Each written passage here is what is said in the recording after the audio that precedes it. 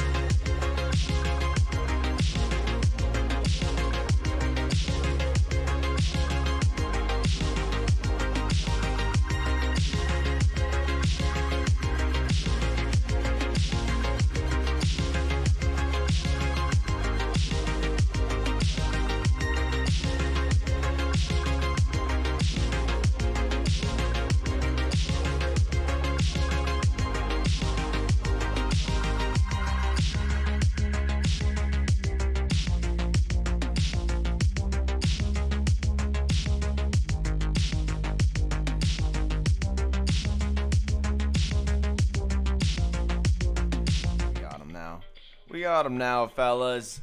Welcome back, and the mics are on. Oh, and the mics are working? That means we can tell everyone. What a day. What a day already. We can tell everyone it is the fellas show today. Wow, we just got a new subscriber. Thank you, yes. Shout I don't know out. who you are, but thank you. We appreciate you. Hey, what a way to start the morning. Wow. New subscriber to start the morning. Fellas, September 29th is the date. it is a Wednesday today. We are coming off not one, but 2 straight days of profit to start the week. Oh, wow. What else is new? We were a Connecticut Sun win away from an entire VIP sweep last night. An entire one. Like a 9-0 VIP sweep. And instead, we ended 8-1. Connecticut. Hey, not gonna lie, if that's how we're gonna lose that bet, Yeah, that's I'm pretty okay cool. with it. That I'm was okay pretty with cool. it. If you missed it last night, if for some reason you didn't tune into the WNBA playoffs, because you might be a little bit of a stooge, not even just the first game, both games. Absolutely incredible. These playoffs have been absolutely insane. These are the best sporting playoffs I've watched in a while to kick it off. It was just the Sun and Sky game was the craziest. And I think my favorite part about the WNBA is the fact that there are mistakes, is the fact that you can't dunk the ball, is the fact that every ball has to be a layup. And when you lay up the ball and you're only 6 foot tall and you have a 6'5" woman over the top of you, there's a lot of layups that miss. Things can happen. There's a lot of shit that can happen. And oh my God, that was so good. So many things happened wrong, and then so many things would go right. Oh, I'm very mad that the Connecticut Sun coach did not call a timeout on that first OT when they have the ball with 5 seconds left. Just call a timeout, dude. Run a play. And instead, he thought they could fast break, and then they just chucked up a bad ball, and then they ended up going double OT and losing. But hey, like I said, if that's the way we're going to lose a bet, boy, am I okay with it, because what a game. What a playoffs already. And then we go into the other game, the Phoenix Mercury and Las Vegas Aces. By the way, last second backdoor cover by the Mercury makes the Sun one feel a little bit better. Yeah. But yeah, another great game. And hey, I think we might have underestimated our Las Vegas Aces slightly. They looked damn good last night. And now I'm still very high on the Phoenix Mercury with Diana Taurasi and Brittany Griner. But no matter how hard they tried, no matter what kind of runs they went with, Las Vegas Aces just kept their lead. They just wouldn't stop. Seemed like any time Phoenix Mercury got a chance, Vegas Aces was there to just take it a notch further. Great game as well. Great backdoor cover at +6.5, losing by 6. Way to go, Phoenix Mercury. But yeah, if this is how the semifinals start in best of game 5s, boy, am I excited to keep watching, because electric. So, gotta wait till Thursday night for the 2 games again. However, Thursday's gonna be a great day now. That's WNBA. These series are going to feel like a long time, I think. These series are gonna feel like a long time, especially if the games are like that the whole time. It's gonna be crazy. So Connecticut Sun. So the way WNBA playoffs work is 2 games at home, 2 games on the road. 5th game you get back at home if there is a game 5. So Connecticut Sun lose the first game at home, so they'll get 1 more game, and then they'll head to Chicago. And the Aces won their first game at home, so they'll have another game at Las Vegas, and then they will be on their way to Phoenix after that for 2 games, if we need 2 more games. So the Sun future looking a little dim. Well, looking a little, game dimmer 1 than it did yesterday. And I'm okay with the loss. They won 14 games in a row coming out of the break. Yeah. They haven't lost. They haven't played for a week and a half, because they had the first 2 or the 2-round bye thing. So they haven't played, while the Sky have been playing and playing good teams to get in. So the fact that they held their own, got into double OT on a kind of I wouldn't say rusty, but maybe not at peak performance. I'm okay with it. I think they still take the series.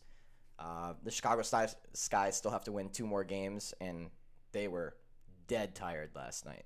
I think I think the Sun might have exhausted them in Game 1. So hopefully we see the Sun make a nice little comeback to get to the finals for us.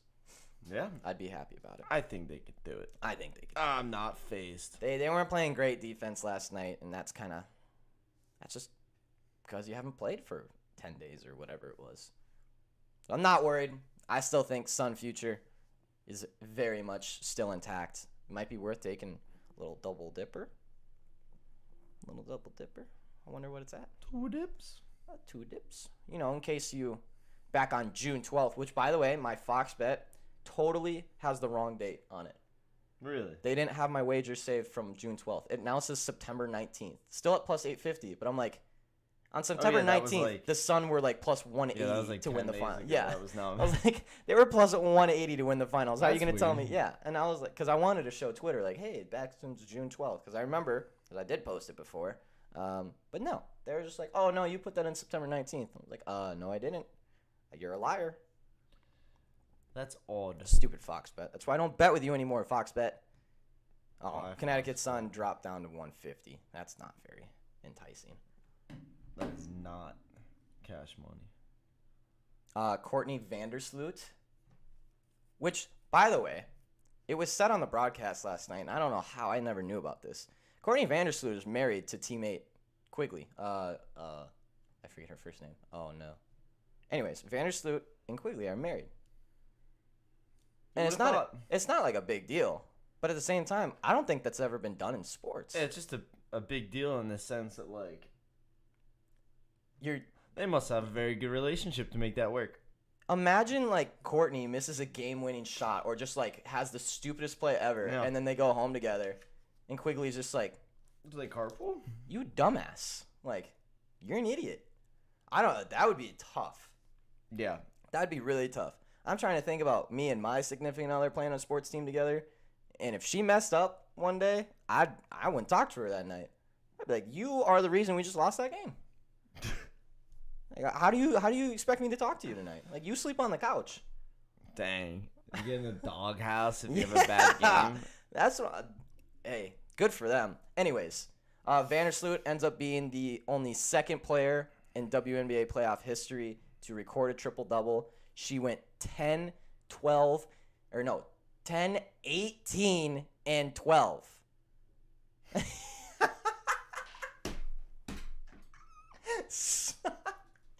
Jason, can you imagine that? So, we gonna talk about this, or? I didn't see you were open, okay? It's not a big deal. Just serves her a plate. So, we're gonna discuss this. Courtney just explodes. I don't want to talk about it. Just leave me alone. Fine. Then no carrots for you. Yeah. Takes her plate away. Fine. You don't eat tonight then. You don't get your carrots. No. I want it. Are you looking up if it's ever been? Oh. Sorry. I thought that was maybe what you were looking up. That'd be a good one. Have team. Have professional athletes ever been married to each other? Because I can guarantee it's never happened in men's sports, considering we just have our first people coming out that they're gay. Pancakes made with an unhappy face. Imagine makes like pancakes and just does the syrup, but does a frowny face and just gives it to her and be like, "Here, this is for your effort last night." Okay, let's see. I want to say the women's national Wow, there's team. actually a few here. Oh, and then excellently, the fourth article. There's actually 3 about what we're talking about, and the fourth one is 15 athletes who slept with a teammate's wife. That is not what that is not where we were going with that. No, so there's the Vanderquigs. Apparently, that's what they're called. Why have I never heard about this? I don't know. I will say that I'm not extremely educated in the Chicago Sky. I haven't really been that invested into the Chicago Sky. So let's see. But I feel like I should have known this for sure. And I heard it on the broadcast last night, and I was like, did I hear that right? Okay, so the U.S. women's soccer team does have a teammate. That's what I thought. I don't know who it is. Allie Krieger and Ashlyn Harris are engaged to one another. That was as of July 2nd, 2019. So hopefully that worked out. A little COVID marriage? Little COVID marriage. Little quarantine girlfriend? No, that was pre. But the wedding might not have happened on account of COVID. Damn. So that's a thing. Sean, did you have a quarantine girlfriend?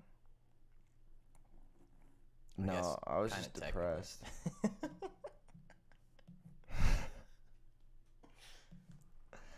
Marta. I had a quarantine. What is this song? What? There's another one. Dude, can you just let him read the freaking gosh. article, please? Marta and Tony Presley are getting married. Where are they from? But they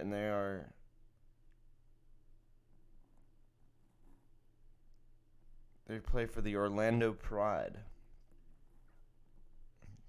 Why are we in 360 right now? Oh, that's much better. That was just my fault. Come on, For some dude. reason, my settings on my YouTube had us automatically at 360. And I was like, can I get... It's because our internet sucks. And I was like, can I get 1080 by 60? And then all of a sudden, we're high definition now. I thought it was maybe on us, but no, it was just on my laptop. Stupid laptop. Anyway, so apparently this is a thing. There are others out there that have gotten married on the same team. Boy, could I never do that. Ever. And also, what if one of them gets traded? Yeah, that's awkward. That's awkward. Like, is it like a package deal? Do you just walk up to the GM like, hey, we stick together? Or is it just like, bye? Or Vanderquig, come on. But like, that would suck. Like, imagine. Yeah, because then if you're on different teams. Like, you live in different states. Now you just don't. And you have to hate each other? Well, at least on a portion of the day. I mean, at one time a season or two times a season, you kind of. Hey man, you're out. I mean, maybe that would actually be easier than having to play with each other every single day. I don't know. I could never do it. But that's brutal. I play like video games with my significant other, and if she screws up, I'm ready to throw her out the window. So, and I know you feel the same because I have played against you and your significant other in video games. Yes. Yes. I don't know how they do that. I don't know. I could never. That's a good Yeah, I have no idea. Do you sell them out on moves they work out on to win the game? Yes. Oh, fuck yeah. I mean, if the price is right, but I'm pretty sure it'll be right. Eric, I just think you have an issue with losing. I think that also could be. No. Me? Competitive? No. No. I would never, ever be a competitive person, ever. That's not why I own a company based off sports betting or anything. I am not competitive at all. Golden Tate ruined Russell Wilson's marriage. Actually? Yeah. Oh, I remember this. Not his current marriage. No, Russ and Golden His Tate have like ex-wife. super... Yeah, Golden Tate was mouthing off about it too. I forgot about this. I won't let my son win Mario Kart. Jason, you need to play Mario Kart. Wow. Stephanie, I know for a fact that you don't let Nate win shit half the time. I know for a fact. And I'm sure Stephanie's a good mother and lets Nate win sometimes, but I know for a fact that when she's feeling it, Nate's going, Don, this kid's gonna get crunched. Yeah, I know. I'm sure that kid has plenty of L's from his mother. Wow. Yeah, can we elaborate on this article? This article is kind of crazy. I skipped down to number 3 because I was tired of the not good juice. And now we got some good juice. Colin Kaepernick. What year is this? Gotta be. I don't know. 2016 or before. Yeah, whenever. I'm assuming the year they went to the Super Bowl. Yeah, makes sense. Alden Smith was dating and in a serious relationship with MTV star Nessa. Yes, of course. Then Cap swooped in and said, "No, you're not." And then he began a relationship with her while she was still dating Alden Smith. Boo. Which they then had a fight on the field. Yeah, weren't they teammates? Yes, they were teammates. They were teammates. What if we just uncovered the reason why Colin Kaepernick hasn't been hired? Even though we all know the reason why Colin Kaepernick hasn't been hired? But what if it's just because every team he's on, he just dates his teammates' girlfriends? Yeah, maybe. That is a bad look. That is not a good locker room guy. Yeah. Hey, hide your girlfriends. Yeah, not much else to be said. Also, there. saw TikTok yesterday. Yes, I go on TikTok occasionally. Screw off. Piss off. Bucks had... Have you ever seen one of those videos where it's like, which teammate would you not let date your daughter or sister? Have you ever seen those videos? They like go up and ask. They're like, who would you not let date your daughter? So they did it at the Bucks. Yeah. And Gronk is like, Scotty Miller. And then someone else goes, Scotty Miller. And then it was Scotty Miller and Leonard Fournette. There were some guys that were adamant. They were like, absolutely hell fucking no Leonard Fournette. And they're like, absolutely not. And then they get Tom Brady on there, and they're like, Tom, who would you not let date your daughter or your sister? And of course, goon-ass Tom, like just the weirdo he is, goes into this elaborate story and why he wouldn't let Antoine Winfield Jr. date his sister or his daughter. He's like, well, first of all, his dad went to Ohio State, so, we can't have that already. And he's like, second of all, he's a young buck. He's got his whole future ahead of him. He doesn't need to be messing with girls right now. It's like this total dad approach. It was so funny. I used to watch those too. All the Vikings videos they posted on YouTube about that topic, they were hilarious. Yeah. Who was the guy? Oh, Stephon Diggs. It was always Diggs. Diggs. Everyone said Diggs. It's so funny. Yeah. I could see that.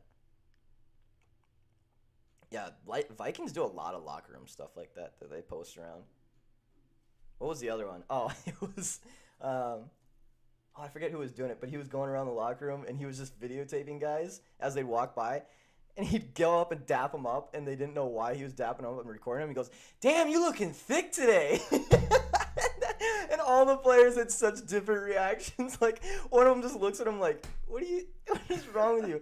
He did it to Dalvin Cook. He goes, damn, you looking thick today. And Dalvin looks at him, he goes, the fuck did you just say to me? So funny.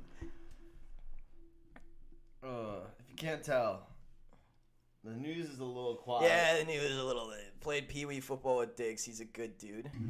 Wait, Cam, actually? That's insane. That's... Okay. 1, that's pretty crazy if it's true. 2, why is this the first fucking time we're hearing about this? I've worn a Stephon Diggs jersey like 3 times on the show, Cam. You just gonna drop... Oh, hey, by the way, I played with Stephon Diggs. Dude, what were those videos called? That, like... Because there were some really good ones. Locker room. Have you ever played with, like, a professional athlete or, like, against a professional athlete? I don't think so. Isaac, yes. We did cash. Except for Tatis. I would have hit the free play one. But the good news is VIP had Ian Happ and Freddie Freeman only at plus money. He's from my hometown. It's just a casual thing around here. Oh. Well, that's not very casual. That's pretty cool. You just... Oh, dude, all of the answers were always Diggs. All of them. Like players most in touch with their feminine side. I remember that one. It was all of them. I don't remember that one. I don't think I ever saw that. The ugliest kid growing up. The smartest and not smartest teammates. It's Sam Bradford. Wow. I never watched a lot of those, I feel like. I only watched a couple of them. So never really thought much on it, I guess, until that. I'm kind of disappointed that I literally have worn Stephon Diggs jerseys on the show, and Cam's never been like, oh yeah, by the way, played against him. All right, it's fine. We get it. You're sick. You're really cool. You don't even mention the fact that you played against Stephon Diggs. We get it. You're a cool guy. He can't talk to me. Yeah, that's right. I can't. I forgot we can't talk about Cam's past. It's my bad. My bad. Didn't want to bring it up. Wow. Guys, oh, hey. Richard Sherman's on the Bucks now. He did sign this morning. He said it on his podcast this morning. The Richard Sherman podcast. Is that pretty, like, does he get like a good amount of viewers on that? I would imagine he does. But I have no idea. I did not know. I think I knew he had a podcast. I just didn't. Teddy was hilarious too. I can imagine Teddy being a pretty funny dude, considering that every player likes him a lot. I hit Hap, Yaz, and nice. Yeah, I have a sticky note somewhere around here, and I think the only one that didn't hit was Tatis. Yeah, he does not get many views on his podcast, actually. No? About 5,000. Most of them. By the way, I hope someone out there took a Mitch Haniger home run, considering I said it about 8 times on the show yesterday. Hey, I need to grab my hits.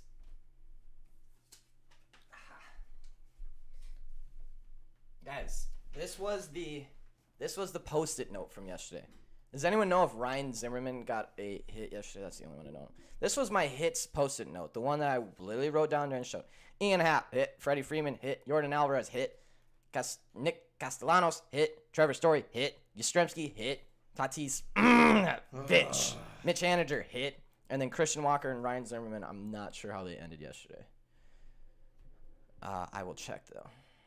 This actually does seem like a very interesting podcast. Seems like he's had Devonta Adams on. Ooh. Seems like he's had... Him and Devontae don't have beef? I guess not. I thought they did have beef for some reason. I think that's a different corner, Devontae.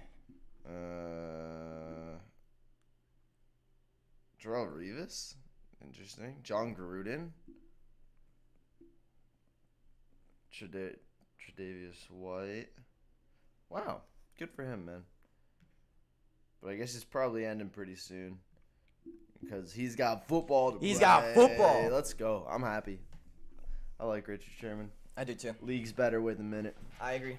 I like the confidence. I like the cockiness. I enjoy corners that are cocky. I really do. I think it's one of the few positions in football where you genuinely have to be a cocky ass. It certainly helps. You have to get inside, because you have to get inside the wide receiver's head. I'm pretty positive that corners have to, because let's be honest, wide receivers have an advantage. You can't touch them. They get the first move, basically. It is a very, corner is a hard position to play.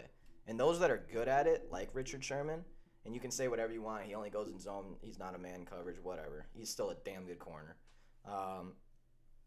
That's a tough position. I always liked Richard Sherman. When everyone started hating him because he's like, I'm the best, blah, blah, blah, I was like, talk your shit, bro. Keep going. I'm so sad that Marcus Peters is out for this season. There's nothing more... I think there's nothing more fun to watch in football than a corner that is just shutting down. Hey, Trayvon Diggs on Devontae Smith, and now, let's be honest, Devontae Smith is not an elite wide receiver one. It's tough for him to go against a cornerback one. That is a very good corner in the league. Like, watching Trayvon Diggs on Devontae Smith was just impressive. I was like, damn, that guy is manhandling him. It was not impressive. I'm sorry. Eagles. I was hoping for a different way to. No, but like it's just like if it was against. We ran 3 running plays. So you don't think he knew what was gonna happen? Did you guys really only run 3 running? We ran 3 running plays. We had 2 handoffs to Miles Sanders and 1 to Kenneth Gainwell. Weren't you guys like trying to focus on running the ball this season too? Can't wait for Trayvon and Stephon to go against Diggs each on other. Diggs. I think Stephon wins that, but Trayvon Diggs is pretty good. It's I'm impressed. I'm impressed to say the least. Pro Football Reference did happen to say on that Eagles game that's the fewest carries by a team's running backs in any game in their entire database. So, and like you could say it was because they were losing most of the game, but no, you that can't. Still doesn't justify it. No, you can't. I've seen teams get blown out by 40 and run the ball more than that. No. Who is older between Trayvon and Stephon? Trayvon? I'd imagine it's Trayvon because Stephon is still pretty young. How old is Stephon now? Is he 25?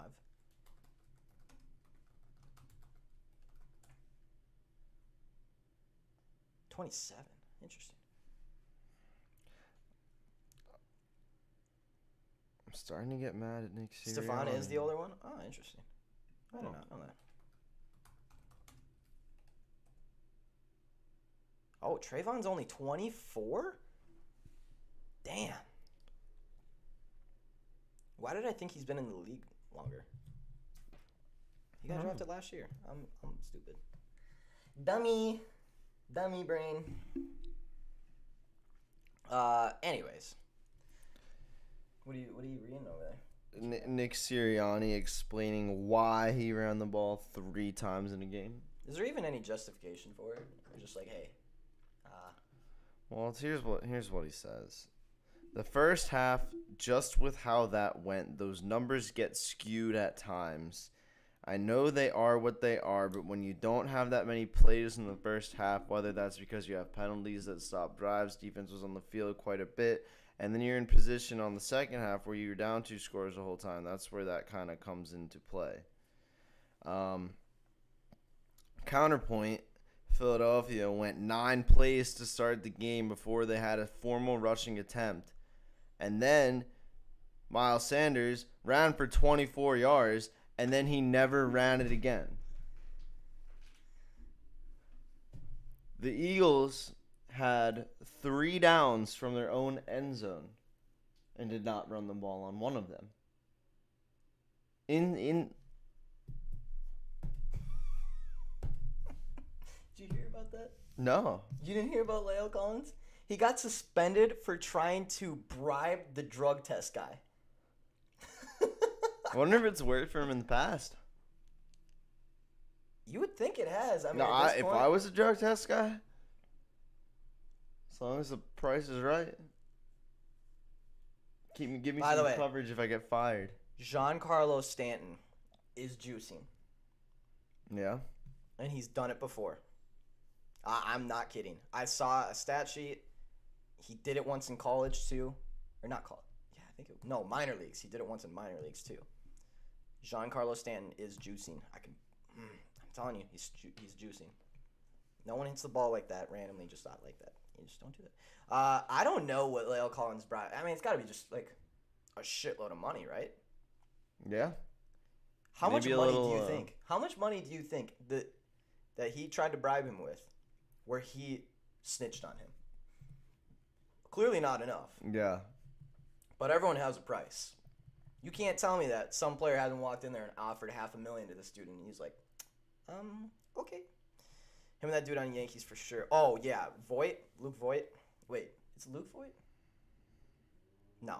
Have you seen Voit on the Yankees? You ever seen this man before? Yeah. Big boy. The obvious most juiced player I have ever seen in my life. This dude looks like a swollen balloon every single time he steps up to the plate. And he didn't look like that before, by the way. That's just this season that he looks massive. It is stupid how big he looks. He literally looks like a damn balloon out there. Where? I want to find a good picture of him. Like, look at this dude. Oh, wait, no. If you don't know who I'm talking about, Google Luke Voit right now. He is the most swelled up. Yeah, I'm just looking at all the pictures, and it's just no one is that big without a little help. He walks around like this.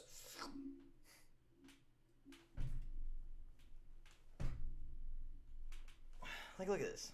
This man is juiced. You see when he walks up to the bat, and he's just like... Look, he's doing that same thing you were doing right there. See what I mean? Wow. That's a massive dude, though. If he's not juicing, that's quite incredible, because he is a massive, massive human being. But hang on, let me... I'm going to look at Stanton. I'm telling you, he's done this before. Stanton stats, minor leagues.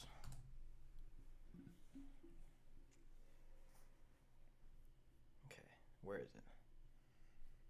Hits, runs, blah, blah, blah. There's a home run stat. Yes, here it is.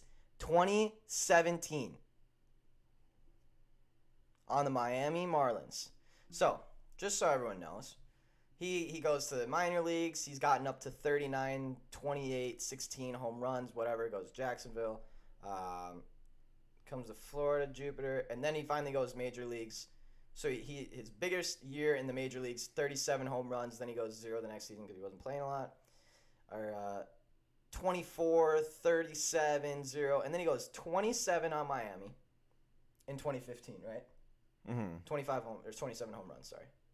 27 home runs in 2016. So back-to-back 27 and 27 years in Miami. You want to know how many he hit in 2017 on Miami? So he goes 30, 24, 37, 27, 27. Mm-hmm. Right? Makes sense. Or sorry, 37, 24, 37, 27, 27. Want to know what he hit in 2017 in Miami? Yeah, I do actually. 50 fucking 9. Holy moly. That is an astronomical jump. That doesn't happen in baseball. You don't just jump from 27 to 30 to 60 in one season and then all of a sudden just drop back down. No way. He's hit 35 this season.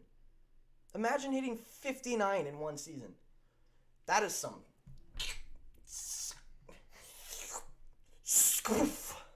That is what that is. Everyone look at his chin next time he comes to the plate. I guarantee that shit's sticking out.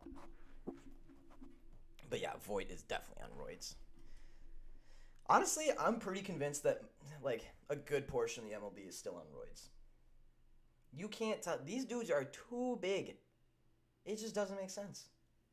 They're all just swollen. They all look swollen out there.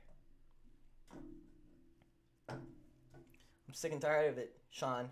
I'm just trying to figure out what is going on with this Lyle Collins thing. Yeah. Does it say how much they bribed or what he bribed? No, he said it was a joke. He's like, why would I bribe someone when I tested negative? He said he Wait, was, he tested negative? or he said, but I can't.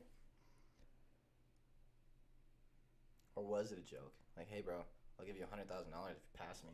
The guy's like, I'm telling you. He's like, no, I was kidding. See, look, clean piss.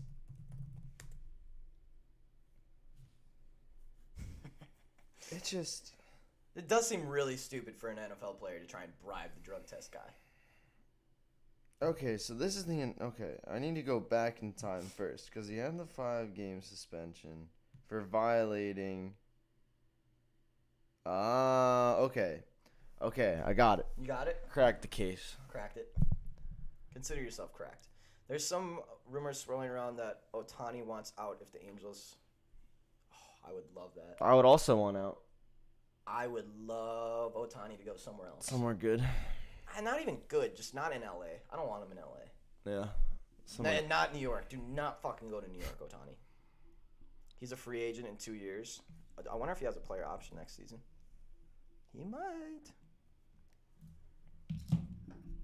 Okay. Or if they trade him. I don't think they're going to trade him. I don't think they can.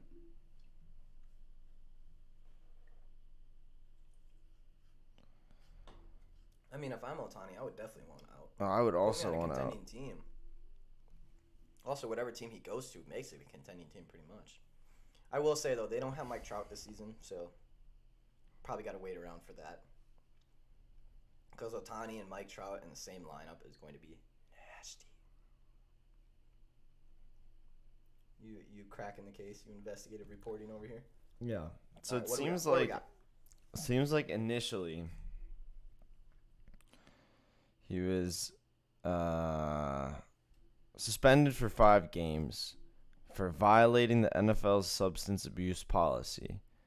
The problem was he did not fail any tests, and there is nowhere in anything that the NFL has written in their substance abuse policy that would lead to a 5-game suspension as a penalty. So it's a very strange penalty. So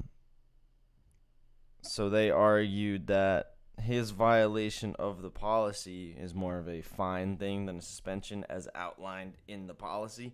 But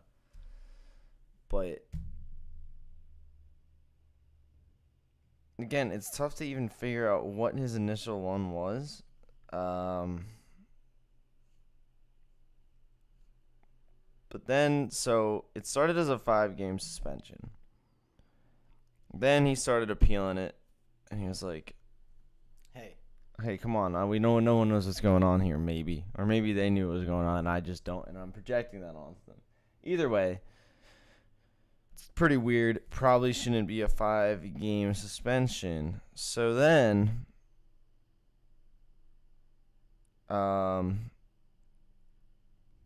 they took it to arbitrate and all that kind of stuff. All those things and terms and things. And then the suspension was lowered to 3 games, and then it was lowered to 2 games. And then it was revealed that the suspension was on account of Collins missing tests. But then, obviously, he went to court and was like, okay, well, the one day was the day that all the players were sent home after the Cowboys' strength and conditioning coach died. Oh, yeah. So that's why he missed the one. And then the other one came when he was out of town at his uncle's funeral.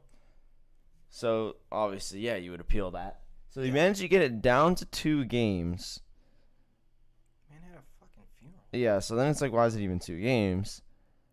But then the report comes out that he's trying to bribe the sample collector.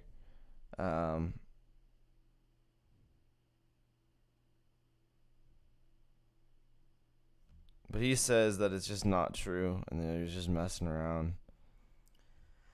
Well, that was not. Why do none of these people know what's going on with any of these stories? Doesn't that bother you? When, like, your job is literally investigative reporting, and all you can do is write a half-assed article that, like, has little information on it. Yeah, it's pretty. I mean, this one is just not clear about why he initially got the 5 games. The one thing is, they seem to be very much insinuating, like, hey, the NFL is making this up because he made them look bad. Shut up! Are you kidding me? Shut up! We're doing a freaking show! Are you kidding me? Are you... If there is not a fire, Shut up. you need to be quiet. Shut up. You ever heard about the boy who cried wolf? Shut up. Now I'm not going to believe you. Way to go, idiot. Stupid freaking smoke detector. Beep. Low battery. Shut up. If there's not a freaking fire during the fellas show, then don't fire. talk. There's We're no doing fire. A freaking show. The nerve of some batteries. Now I'm flustered. Yeah, I don't care for that. Says it one more time. You think the I'm gonna Jets go beat the smash Titans? I'm going to go with no. Okay. Just off the top of my head. I'm pretty sure A.J. Brown, Julio, Derrick Henry, I'm going to fight Evan. Ryan Tannehill. Is he sending stupid shit again? He made another trade. No, why? Why did he give away Gronk? I wanted Gronk. Why do people trade, like, before anyone sends anything? What is this? What is this trade? I'm gonna veto it. What is this trade? What is it? Gronk and Renfro for Cordero Patterson and Mike Davis.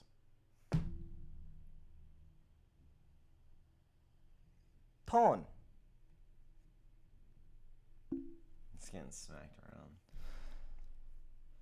Oh, well. Poor fellas. This is why you just don't trade. Yeah, Sean is the worst fantasy football person ever. I hate when people don't trade. People like you bother me. Dude, everyone who's trading with you thinks they're smarter than you. I know. And That's why I gotta don't want to outsmart them. deal with that. Take Henry over 2.5 receptions. Also, still got to stop that train of a man. Tannehill rushing yards too. I might be on that Tannehill rushing yards from now on. It might be like one of those Danny Dimes kind of thing. Also, is Danny Dimes' line out yet? Because I'm just going to take it immediately. Let him rest. We need both against the Bills in 2 weeks. True. Hey, no look-ahead games, though. Can't be doing that in the NFL. You better not. Can't be doing that in the NFL. You get your shit rocked if you try and do a look-ahead game. I don't know. The Jets seem really bad right now, and I'm so sad about it. Really thought, wow. Chiefs are getting 98% of money, by the way, against the Eagles next That's week. probably not enough. I'd like to speak to the 2%. It's 7.5. I'd like to speak to the 2%. Whoa. Barstool now has the CFL as an option. Whoa. Let's Okay. go. Starts October 1st with the Winnipeg Blue Bombers versus the BC Lions. Let's go. Should we get good at the Canadian Football League? Yeah, that'd be sweet. Calgary Stampeders going against the SSK Rough Riders. Dude, these are sick names. Oh, dude, yeah. The Ham Tiger Cats. Yeah, they have the best names. They really do. Those are some sick names. We played Jets and Jags back to back. Wow, that's got to be nice. The Vikings are still in their hard part of their schedule now against the Browns. This bothers me. Why we can't get a freaking good You know what sucks too is the Bengals was an easy win or like our most winnable game and we didn't win it. Why do I not see the Giants listed on here? Am I dumb? The Giants not play that next week?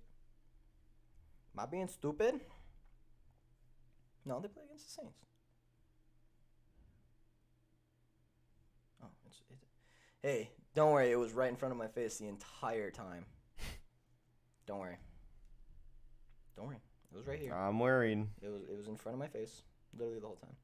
All right, cool. They're not gonna give me his prop yet. That's annoying. I know it's a week by week case. I'm just thinking, why not let out pretty good depth, get a chance right now? Yeah. I mean, you probably should. If you have, I mean, AJ should definitely be sitting this week, considering he actually got pretty hurt. Julio, 50-50. All you need is D. Henry just to run the ball down their throats. What else we got? Got anything over there? No. No. I don't know. Thursday Night Football. Who you got? We got a little Jags and Bengals action. Yeah, and just let Henry get 300-plus yards both weeks. Yeah, exactly. Although I'm getting nervous for Derrick Henry. I'm getting a little nervous. He's touching the ball, and I know he does this every season. He's touching the ball a lot. Yeah, but he is a tank. He is a linebacker playing running back. This is what he does. This is what he does. I'm just nervous. Because, boy, do I not want to see Derrick Henry hurt. That would be sad. There's just some players around the league that you're like, damn, if that guy got hurt, I'd be very disappointed. Yeah. He's going to win them the game. Do not start with that regression talk. No. No regression. Hey, I've always been high on Derrick Henry. I think that is one of the few first-round running backs that is consistent that you want to take every single time. I say it's Derrick Henry, Dalvin Cook, and Alvin Kamara, and then C-Mac, but you're only getting him if you have first overall pick. Plus, he's been hurt half the time. Wow. Okay, so Emmitt Smith is selling his house in Texas. And he said whoever buys it, he'll take him out to dinner. So buy his $5 million house. It's only $2.2 million. So, and I say only a bit tongue in cheek, but also I expected it to be a lot more than 2.2 mil. So buy this $2.2 million house. I'll treat you to a $500 dinner. Yeah, makes sense. But hey, you get the house still, and you get to go to dinner with Emmitt Smith. Yeah, it's pretty sweet. His durability is crazy. Do you all think? Yes, Derrick Henry should already be on ballots for the Hall of Fame at this rate. He probably has to put up like another 2 seasons like this. Yeah. And he'll probably manage his way in, barring any big setbacks. But yeah, I think at this rate, you have to give it to him. I'm sure they'll manage his workload. I don't know if they will. Like, honestly, why not run him until he can't run anymore? That's what they do. He's a running back. You got to get the most out of him. The longevity just isn't quite there, so if you've got him, run him. When you make grown men turn around and block for you. He's so ridiculous. Watching him just throw corners like 10 feet away from him is the most ridiculous. Like, just grown men that are literal warriors on the field, and he just grabs them and throws them with one hand while he has a ball in one hand. This is just unbelievable. I don't understand that, man. It is just insane strength. He's too big. Imagine being that big. Earl Thomas was never the same after that game. Earl Thomas, man, hey, am I the only one who, like, misses the Legion of Boom so much? No. Really? Oh, wait. So you also miss the Legion of Boom. I'm not sure. I miss that group so much. I don't. Cam. They pissed me off. Motherfucker. Chancellor. No, I mean, obviously they're the very hottest good. hitting safety in the But league. I'm glad they're gone. Damn, I really liked them. Cam Chancellor, Earl Thomas, Richard Sherman, and then you got KJ Wright sitting there. Nah, I know. I did not like that. Oh, that group was insane. They hit people so hard. Like, all of them would just pop them. I miss Bobby Swagner. Imagine having Bobby Swagner and KJ Wright just sitting next to each other. And if you get past them, you got Richard Sherman, Earl Thomas, and Cam Chancellor. Also, Cam Chancellor, coolest safety of all time, cannot change my mind. Black visor, safety, dude just hit harder than everyone else in the league. Connected franchise, Madden, 2012. He was always like my second round pick for my safety. And every single time anyone ever got the ball, you'd hit stick with Cam Chancellor, and that dude would fumble every single time. I love Cam Chancellor. KJ Wright, Bobby Swagner. God, Bobby Swagner. What a beast of a man. Also, I have nicknames for almost every single player that was in 2012 Connected franchise. All the good players, we had me and my buddy who we played for like 8 hours a day. Yeah. We got to the 2012 season. We played every single game, every single season up to the 2025 season. Dang. Like, grinding. And, yeah. Optimus Grimes. Bobby Swagner. There was so many nicknames. Fellas, we got 6 minutes till bets. What are we gonna talk about? Seattle Kraken got cracked last night, by the way. Oh wow. 6-0 to the Edmonton Oilers, who I think are gonna be really good this season. Oilers. I sent the group chat a video of what Derek Henry did to Darius Leonard this year. I'll trade you Damian Harris for a good offer. Cam, nobody wants Damian Harris. Let me see this. Shut. Oh my God. Darius Leonard, don't run in front of that man. You're going to die, sir. You are going to die. Hey, our viewers are growing. It must be almost time for bets. Imagine that. It is almost time for bets. It's imagine that. The viewers just steadily start climbing up. Must be almost 11 o'clock here. Yeah, Sean, you can how also did look your- at the clock. Yeah, well, hey, there is that too. And that'll really tell you it's getting Hey, how did your post-it note do yesterday? I don't know, I can't find it. But What? I know it did damn well. from what I remember, it was very good. He hit WNBA first half over. Yeah, that was very nice. You hit Giants score first and win, which I know Luke tailed at plus 100. Hey, yes sir. Hey, start putting some respect on Sean's bets, huh? Or He might don't. not give out many. He does holster quite a few. But damn, this man. I don't know, man. I don't know about not giving out many. These are what mine look like. That's true. I feel like you do write down a lot, but when you actually are like, hey, this bet, this bet. Yeah. Oh, yeah. If I'm behind on. Sean got a yes, sir. Once in a while, man. Cam, it's the sun, not the Suns. It's the sun. I'm going to scold every single person that does it. You need to make a. Shout out Steph for the Mariners. Yeah, unbelievable. Stephanie, I want you to go back in your bets and just, like, return on an investment of how much money you've made live betting the Mariners when they go down. This woman literally puts in the group chat. She is following Oakland and Seattle game. Seattle's down 2-1. Cam.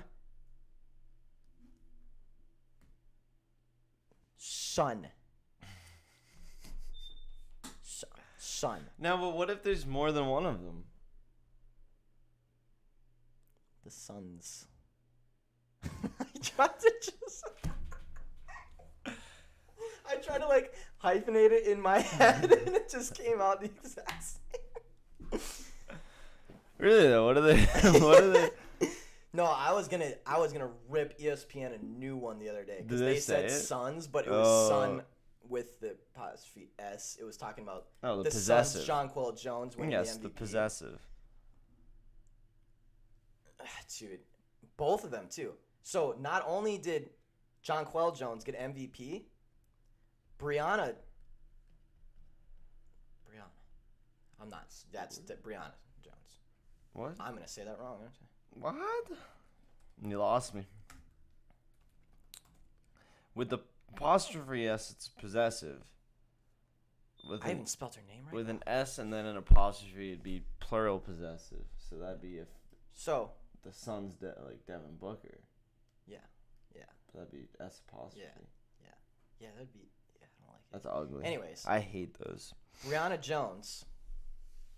And then I'll get back to the Stephanie story. Brianna Jones, most improved player. Her sister, Jonquel Jones, MVP of the league. Wow. Like the greatest sisters ever. Yeah, but like you go to Thanksgiving, and nobody's asking you about your most improved player award. Yeah, it's true. One sister's like, I got the most improved. You're like, I got the fucking best one in the entire WNBA. Like, shut up. That's nice, dear. Do they give one of those to everyone? Jones is a beast. She's Yeah. a tank. She was. Why don't you give Brianna Jones, or sorry, not Brianna, Jonquel, the game-winning shot in both OTs? I just don't understand. She's clearly the bucket getter. Or Sophie Cunningham. She I do did not get see a lot- buckets. No, not Sophie Cunningham. There was one. I can't think of the name now. But yeah, both the sisters are beasts. Also, Athletics were up 1-0 in the fourth. In the bottom, they bust into the bullpen. Yeah, no. So again, Stephanie literally calls out to a T. Oakland bullpen gets started after 3.1 innings. Stephanie goes, okay, bullpen's in. Live at Mariners. Literally, I think probably 60 seconds later, Mariners go up 3-2. Like, what in the hell? Props to you. Also, I hope you get that part-time job. That was pretty cool. Yeah. There's a guy that posted a part-time job opportunity for like sports bettors and things like that. We had to throw in Stephanie's name in the mix. We had to give her a little shout out, give her a little hype up. True. Do you hear her? Yes, I hear her. She wasn't talking before, right? Sometimes she beeps and sometimes she goes beep, low battery. Where is it from? I don't know. But I'm getting real tired of her. All right, fellas. We're gonna have to find that thing. Yeah, we are. It is 11 o'clock. Maybe we'll take the camera on a little like journey around on a search. Yeah. Oh, I have some really somber news to share. I completely forgot about this. So last night I had a latest shift and I came back and went up to my bedroom as I do. Don't tell me what I think this is going to be. And I looked in my little buddy's corner. No! I knew this is what it was going to be. Yeah. What happened to him? Jeremy the Spider has passed away. He died? It seemed like he was of natural causes. It seemed like he passed peacefully. He had a little buggy in his web that I think, he was probably eating beforehand. He seemed to be well fed and happy. How did he die? I think Excessive eating? he might have just been eating too good and maybe he was a little too tiny. Jeremy. So, please, Say a prayer. if you see a little spider running around, catch him and send him to our house. Dude, it's not funny. Jeremy's fucking dead. No, I know. But yeah, Jeremy the spider did. Well, okay. Now caveat. Jeremy was very, very, very small. So he was. He's not there anymore, and there is a little ball that looks like if he died and curled up in a ball that it would be Jeremy him. might have just left. But I'm like 88% sure he died. All right, well, Because it does look like a little dead spider. Luke, Don't fuck you. We're mourning. His name The was nerve. Jeremy. I didn't name him, but Well, in He came Jeremy's with the honor, name. you know what? Jeremy was looking down on the slate last Yeah, night. That's why I we think almost so. swept. That's Thank you, Jeremy. Luke, the insensitivity of this man. oh my goodness. What do we? Should show you how many bugs he ate in my room. For one What is spider, this he's shit? that big. Luke and He Cam, have prevented me- a fucking heart, please. You should have seen him when we'd play. No, just When kidding. we play. But sometimes I'd poke his web and he'd like freak out and I'd be like, classic Jeremy. Yeah, well, it's alright, guys. He's dead now. So don't worry. He's gone. Yeah, Luke and Cam, Jesus. He's gone. Fucking so don't worry degenerates about just it. want bets. Can't even mourn a life that we lost in the house. This is serious shit. Honestly, though, I'm like I was sadder than I'd like to admit when I like walked over to I go. bet you were. I was like- to give him his little jitter. No, I was just like I wanted to see if he caught any more buggies. Yeah. 'Cause I'm like I do genuinely feel proud of him because he's such a little guy and he'll get some big bugs. I'll be like, "Atta boy, Good job. that's what we're paying you for." But yeah. So we'll have to find a little spider. All right. Well. But he can't be big. Yeah. No big spiders. All right. All right, you little degenerates. Now that we're done mourning a life that was lost last night, while you guys are freaking just trying to get to bets, let's kick it to bets. Wait, do I have a picture? Yeah. No one will ever have another Jeremy. Yeah, also, that's true. we made a bubble friend last night. Okay, this is too. We need to go. We'll talk about it when we get back. Dave has a picture of me. And, dude, there was a bubble in our house last night, and it wouldn't go away. It was like the most immortal bubble I've ever seen. Me and Dave literally took a picture with it. We were following it around the house. It was incredible. It was just a bubble that wouldn't go away. Guys, we have a lot of fun in our house, as you can see. We're easily entertained.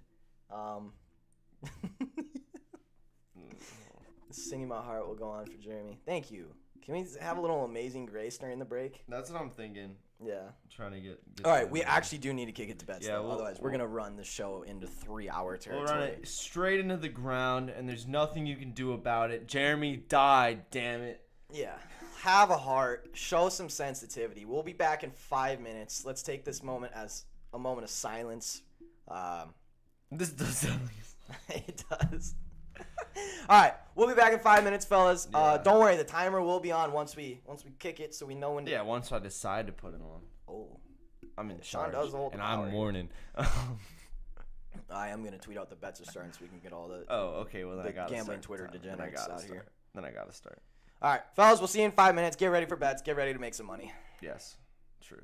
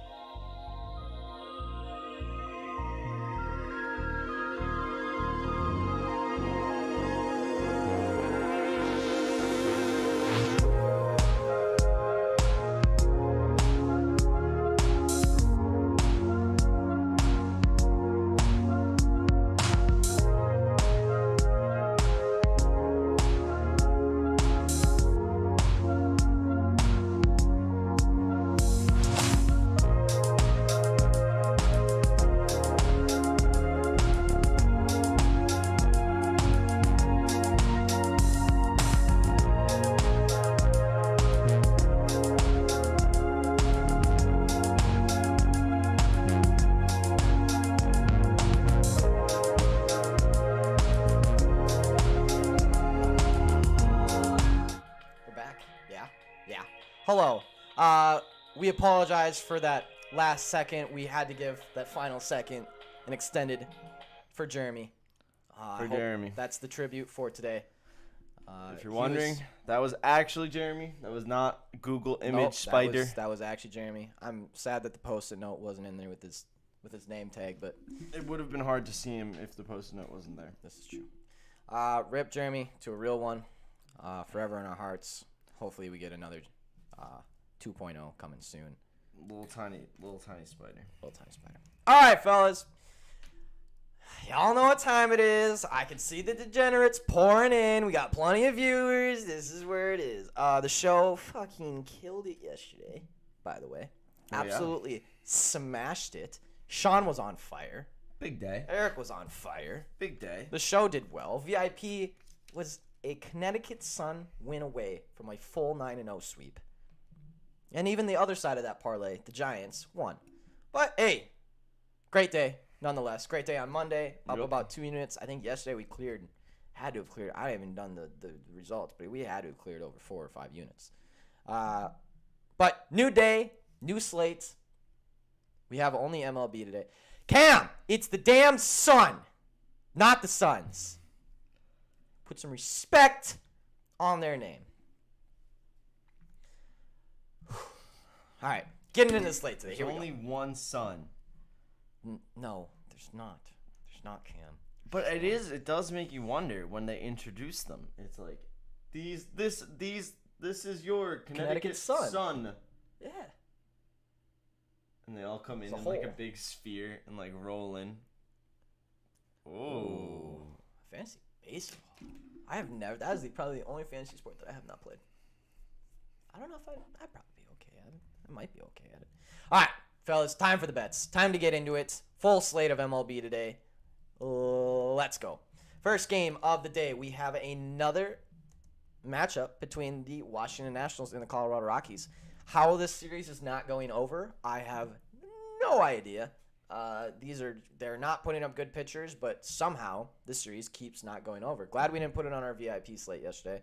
Probably going to stay away from it again today, but let's go through it anyways. 3:10 today. It is the early game, and then we don't have a game until 6:30.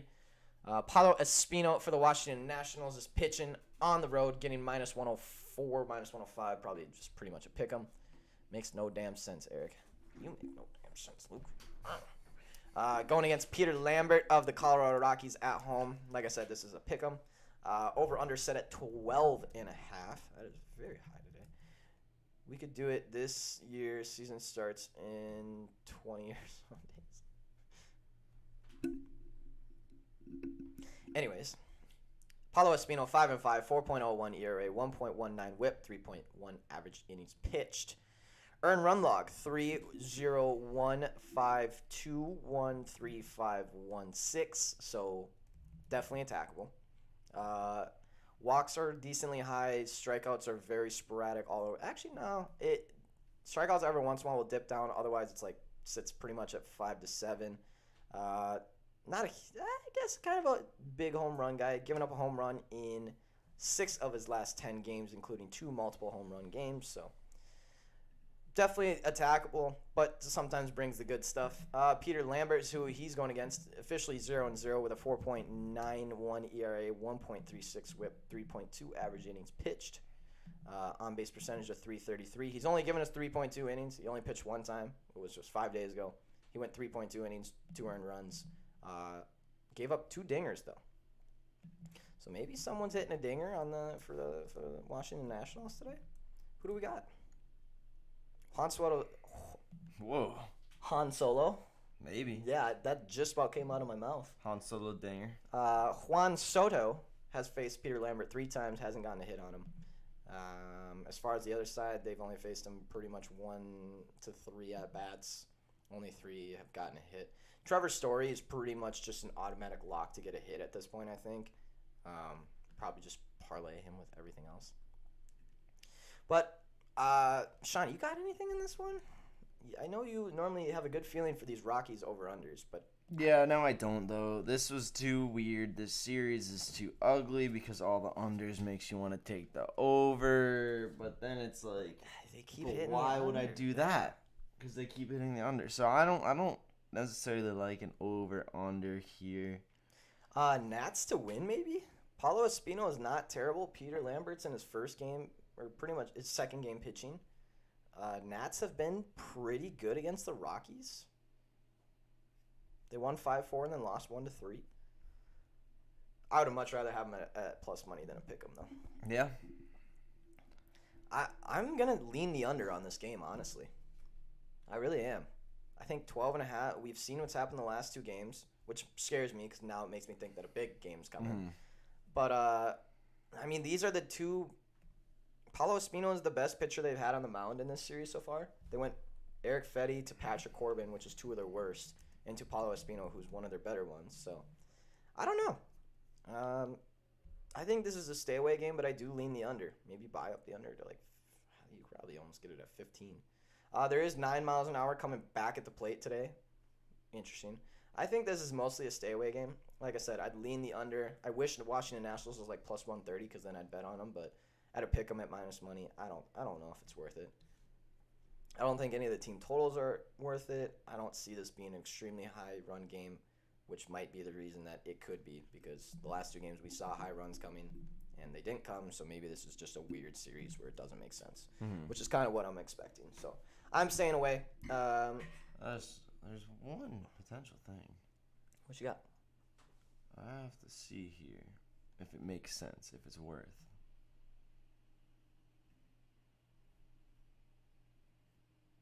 Wow. Well, while you figure that out, let's hop into the next Here game. we go. Chicago Cubs at Pittsburgh Pirates. Kyle Hendricks on the mound for the Cubs, getting minus 115 on the road, going against Roansy Contreras. I have not seen that name yet this year. This is 635. Little known player, Brian Hayes.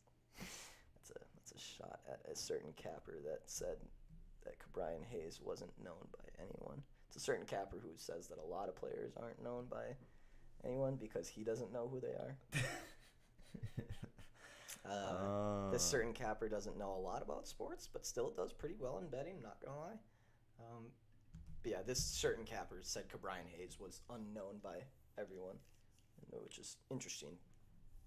But, hey. No comment. He also said that T.J. Hawkinson was unknown. That was the funniest tweet I've ever seen in my life. People putting touchdown parlays with T.J. Hawkinson, never even heard of this dude. I'm like, who the hell hasn't heard of T.J. Hawkinson? Who's sports betting? Whatever. We'll move on. Anyway. Chicago Cubs, Kyle Hendricks on the mound, 14-7, 4.81 ERA with a 1.35 whip, 5.2 average innings pitched. By the way, I want to not say the numbers just rolling out loud, but I don't know how else to do it. Because I understand it's a lot of numbers, especially when I go into earn run log and start spitting numbers, but I don't know how else to. No, that's the valuable information. I agree. Earn run log, holy hell. Kyle Hendricks, good God. 3.7168411921. Anywhere from 3.2 to 7 innings. He's just sporadic all over the place. Does give up some home runs. Has given up a home run in 5 of his last 10 games, including 3 multiples. Walks are a little bit high. Strikeouts very low. Kyle Hendricks is definitely an attackable pitcher. This Contreras kid. Uh-oh. Looks like I'm lost? No, I just clicked on your pitcher's name. I'm not lost. 404, not covers. I'm going to get angry. I'm going to take the over in this game again, as we did yesterday. I think Kyle Hendricks sucks. I think this pitcher for the Pirates is probably going to suck as well. Yeah, probably. I can't believe all these lines, by the way, today, besides the Rockies and Nats, all the over-unders, I think the highest one I've seen is 9.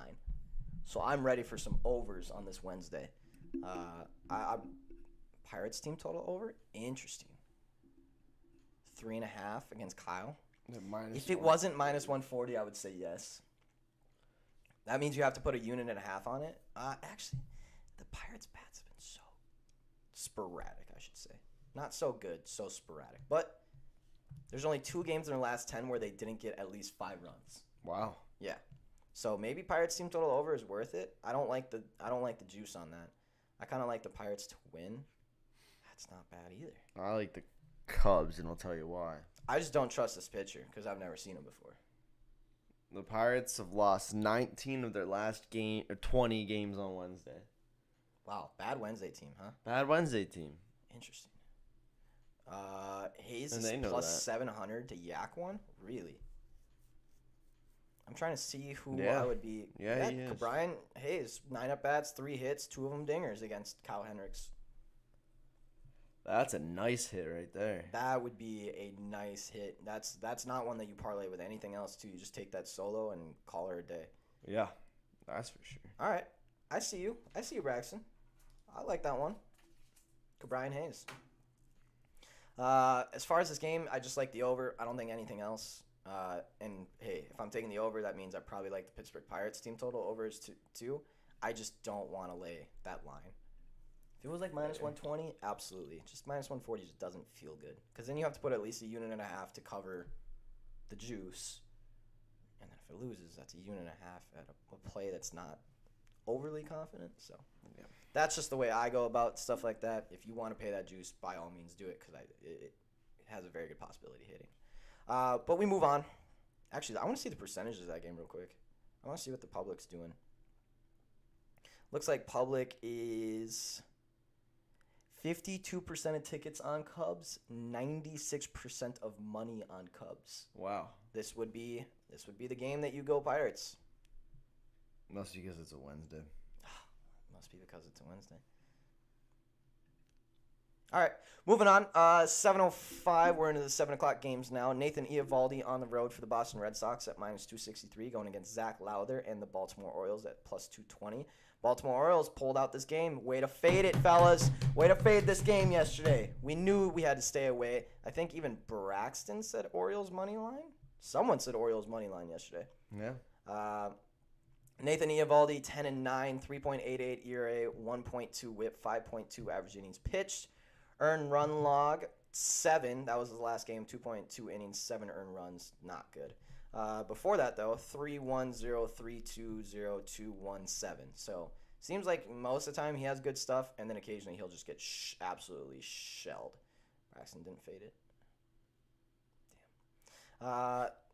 He's given up a home run in 6 of his last 10 games, including 2 multiples, but he has only given up 1 in his last 4 games. So, kind of interesting there. It seems like he just kind of gets canned by the Yankees, and that's about it. He took the Red Sox in a Braxton. No. You didn't take No. the Red Sox in a parlay. It's the wrong team. Ah. But Tampa lost it. What do you mean? Tampa won? No, first 5. Oh. Okay. Wait, Tampa did win? Yes. No, they didn't win. How did I not know what that game ended as?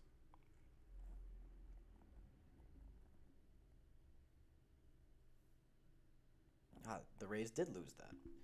Damn. Why did I not know the end of that score? Anyways,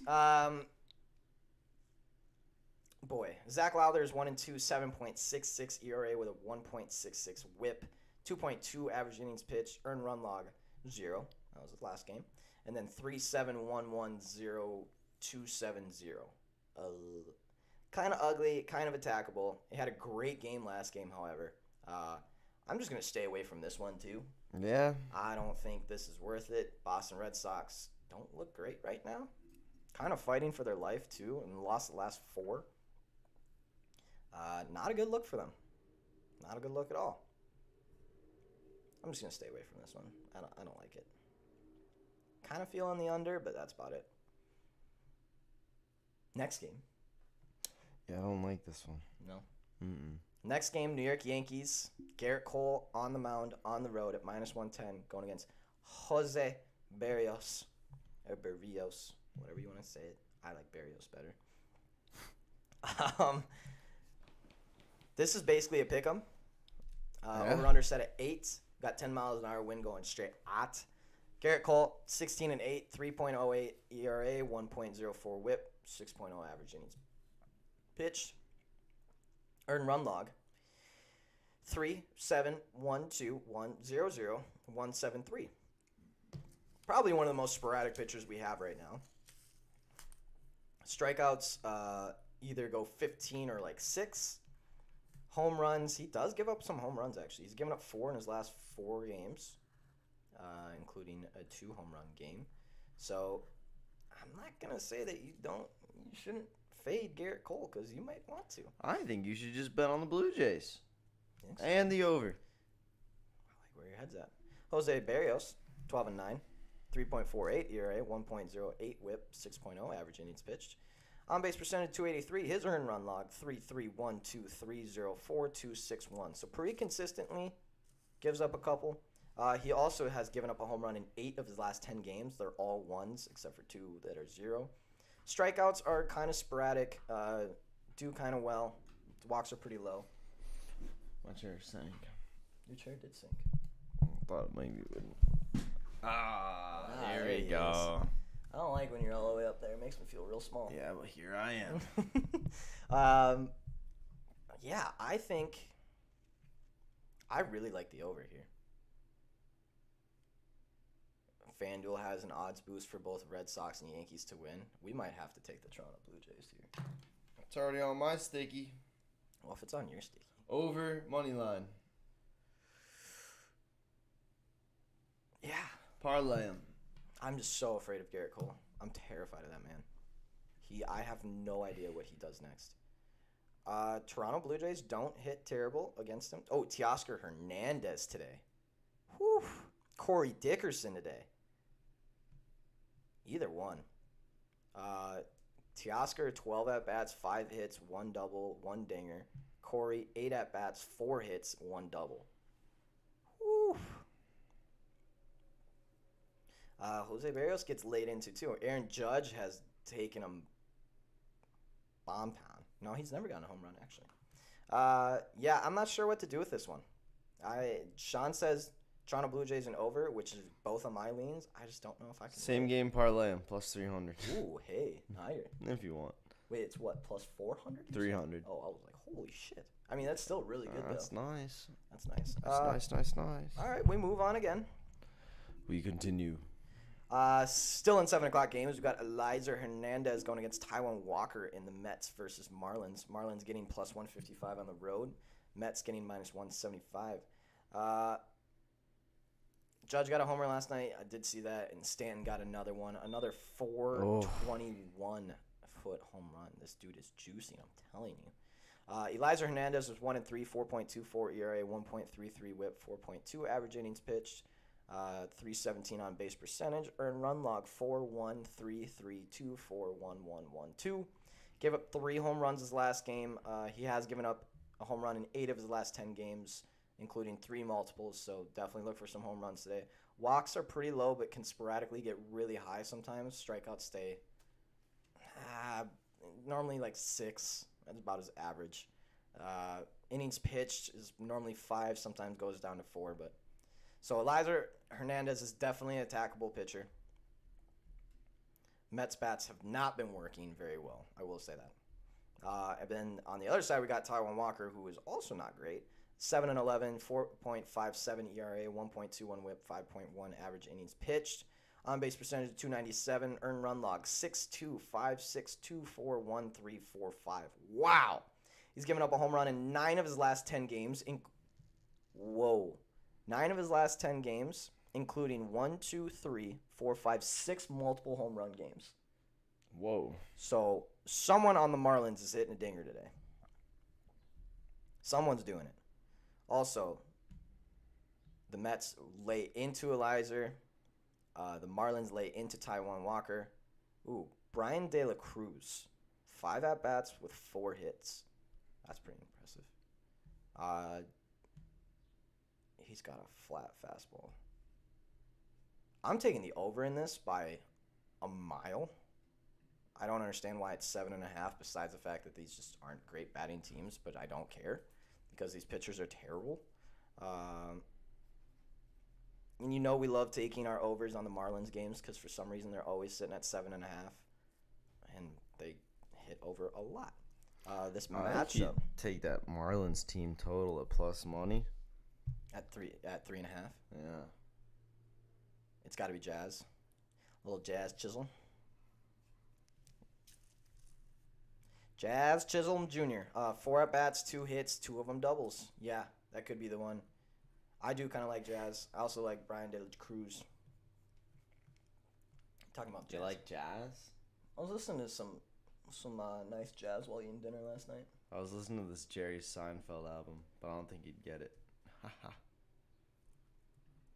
Okay. Haha. It's a little bit, he talks about the life of a bee.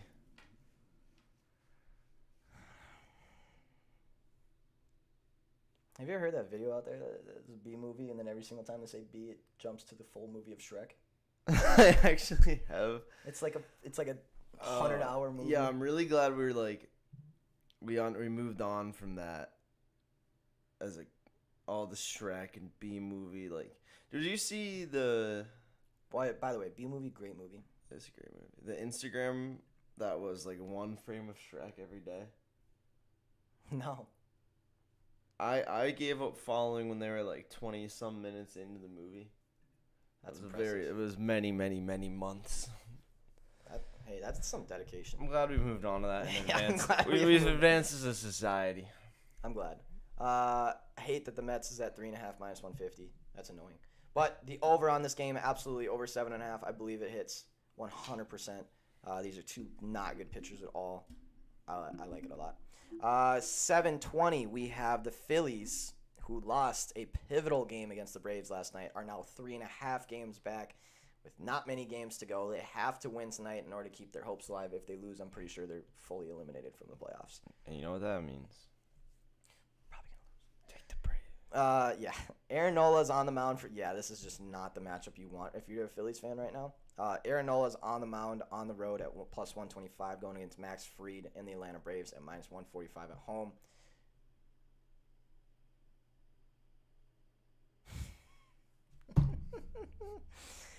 Stephanie, kid show.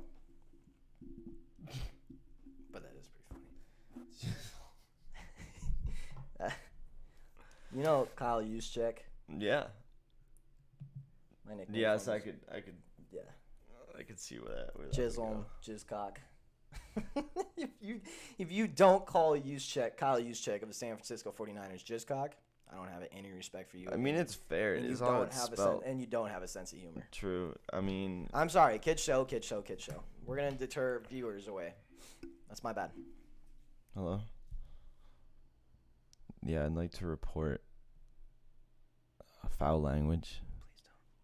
Please don't. Sean, I didn't mean it. No, yeah, that's right. He said... Sean! He said jizzcock. Sean! I didn't mean it. We can just edit it out, bro.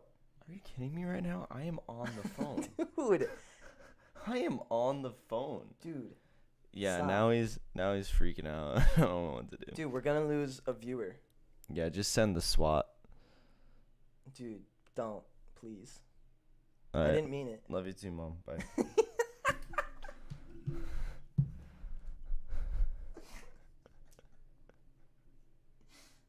This is not how I thought you were going to say it. Oh my. That's not how I thought that was going to end. Ah, shit. Thank you for your constructive criticism, by the way. Dude, I'm not talking to you anymore. Oh, God. Twitter is what a great a place. day. Twitter is just a great place. it is a place. An interesting breed of humans that come out of gambling Twitter. Anyways, yeah. Aaron Nola, 9-8, 4.64 ERA with a 1.12 whip, 5.2 average innings pitched. On base percentage of 283, earned run log 6.133.622.405. Lots of home runs. I need to stop looking at the chat so I can focus. Strikeouts very high, at 8 to 10 kind of thing in his last 3. Home runs has given up 6 home runs in his last 10 games, including 2 multiples. Please stop putting things in the chat. I have to read it. Max Fried, 13-7, 3.12 ERA, 1.11 whip, 6.0 average innings pitched. I can see the chat just like flowing out of the corner of my eye, and I cannot read it. Can't read it.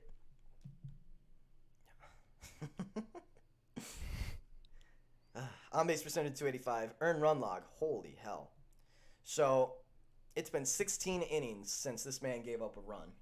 He went 9 innings, gave up 3 hits, 0 earned runs. Then went 7 innings, 3 hits, 0 earned runs. Then 9 innings, 3 hits, 0 earned runs. Not even that many strikeouts, but just incredible pitching. Before that, 3-1, 2-3, 0, 1-1. Absolutely 100% the Braves win this game. I don't know who need to hear it. 4.5 too. I kind of like that as well. I'm not gonna lie. Freddie Freeman. Freddie again. He has hit a home run in 5 of the Braves' last 7 games against the Phillies at home. And he didn't hit one yesterday. So it's The trend is just waiting to continue. But it's a secret. That's why I'm whispering. All right, Freddie, holy hell. 57 at-bats against Aaron Nola with 14 hits, 3 doubles, and 2 home runs. Austin Riley might have to be our guy, though. Yeah. Austin Riley, 24 at-bats, 9 hits, 3 triples, and 3 dingers. Whew. Aaron Nola's going to get crunched today, by the way.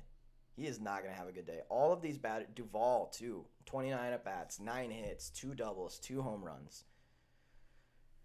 There's a boost for Braves to win at plus 100. I would be taking that. That is nice. Ozzy Albies. There you go. Also, 42 at-bats, 10 hits, 2 doubles, 1 triple. Everyone. All I know is Dodgers are going against the lefties, so Trey Turner is guaranteed to get a hit. Add him to the parlays. So we're adding the Braves to the parlay. Yeah, Braves is absolutely in there. Hey, I will say, the Phillies hit against Max Fried very, very well. Bryce Harper, 17 at-bats, 7 hits. I'd be taking Bryce Harper today as well. 17 at-bats, 7 hits, 1 double, 2 home runs. Bryce Harper is in pivotal playoff mode. You know he's going to destroy one. But I just got to go Braves money line on this. So the only thing that scares me is that Max Fried doesn't pitch very well against the Phillies in general. But I think the Braves clinch it. 15 games in a row, that's crazy. I normally have them at over 1.5, but that is crazy. All right, moving on from this game. Maybe the over in that game too at 8. Max Fried, Aaron Nola, both get shelled by the opposing team.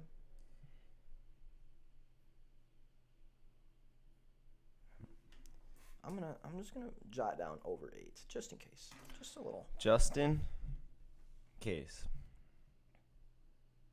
All right, next game, still in 7 o'clocks. 7:40, we have Casey Mize on the mound for the Detroit Tigers at plus 156 on the road, going against Michael Steroids Pineda for the Minnesota Twins at home, getting minus 190. Riley and Real Muto plus 2306. Casey Mize, 7-8, 3.63 ERA, 1.13 WHIP, 5.0 average innings pitched. Very similar to Michael Pineda, who's 8-8, 3.73 ERA with a 1.23 WHIP. So on the surface, very, very similar stats. Casey Mize on base percentage 297. However, he is on a pitch count from now on. Oh. They're only letting him go a max of 3 innings from now on. Heard that somewhere. Forget where. Earned run log 1.130. That is all across 3 and 2 innings, and then 3.02, 3.40. Not a big home run guy. Also doesn't pitch that many innings. So, what is Casey Mize strikeouts at today? By the way, Casey Mize strikeouts. Give me 4. Well, give me 4.5. 4.5. What's it? I can give you 2.5 Damn. plus money. No, I wanted to take the under. You wanted the under? I wanted the under on him. That's a good line. I'm not going to touch that. Michael Pineda, 8-8, 3.73 ERA, 1.23 WHIP, 5.0 average innings pitched, on base percentage 296, earned run log. Actually been really solid in his last 3 games. 2.1104, 2.2215. So not too bad. Does give up some home runs. 6 in his last 10 games, including 1 multiple home run game. Who's going to hit a dinger in this game? Anyone? Ooh. Miggy does love himself some Michael Pineda. 28 at-bats, 11 hits, 3 doubles, and a dinger on this man. So, Miggy could go bomb town today. On the other side, Josh Donaldson does okay. Jorge Polanco does pretty well. Yeah, I don't think there's much in this game. You got anything you like in this? Because I do not. I certainly don't either.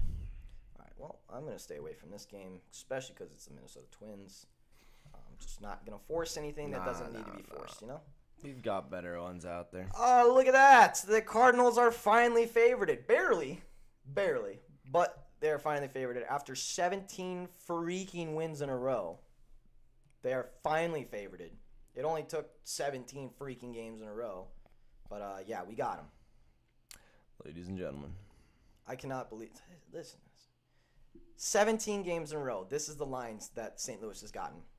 Plus 102, minus 141, minus 140, minus 175, minus 132, plus 110, plus 114, plus 177, plus 168, minus 107. That is unbelievable. I'm pretty sure at the beginning of this stretch, their money line, if you were to bet on them $100 a game kind of thing, was like plus $200. Yeah. It is now sitting at $1,800. Dang. It's just unbelievable. So today we have Adrian Hauser on the mound for the Milwaukee Brewers. By the way, St. Louis getting minus. They're at a pick'em on BetUS? That's ridiculous. Nose itchy.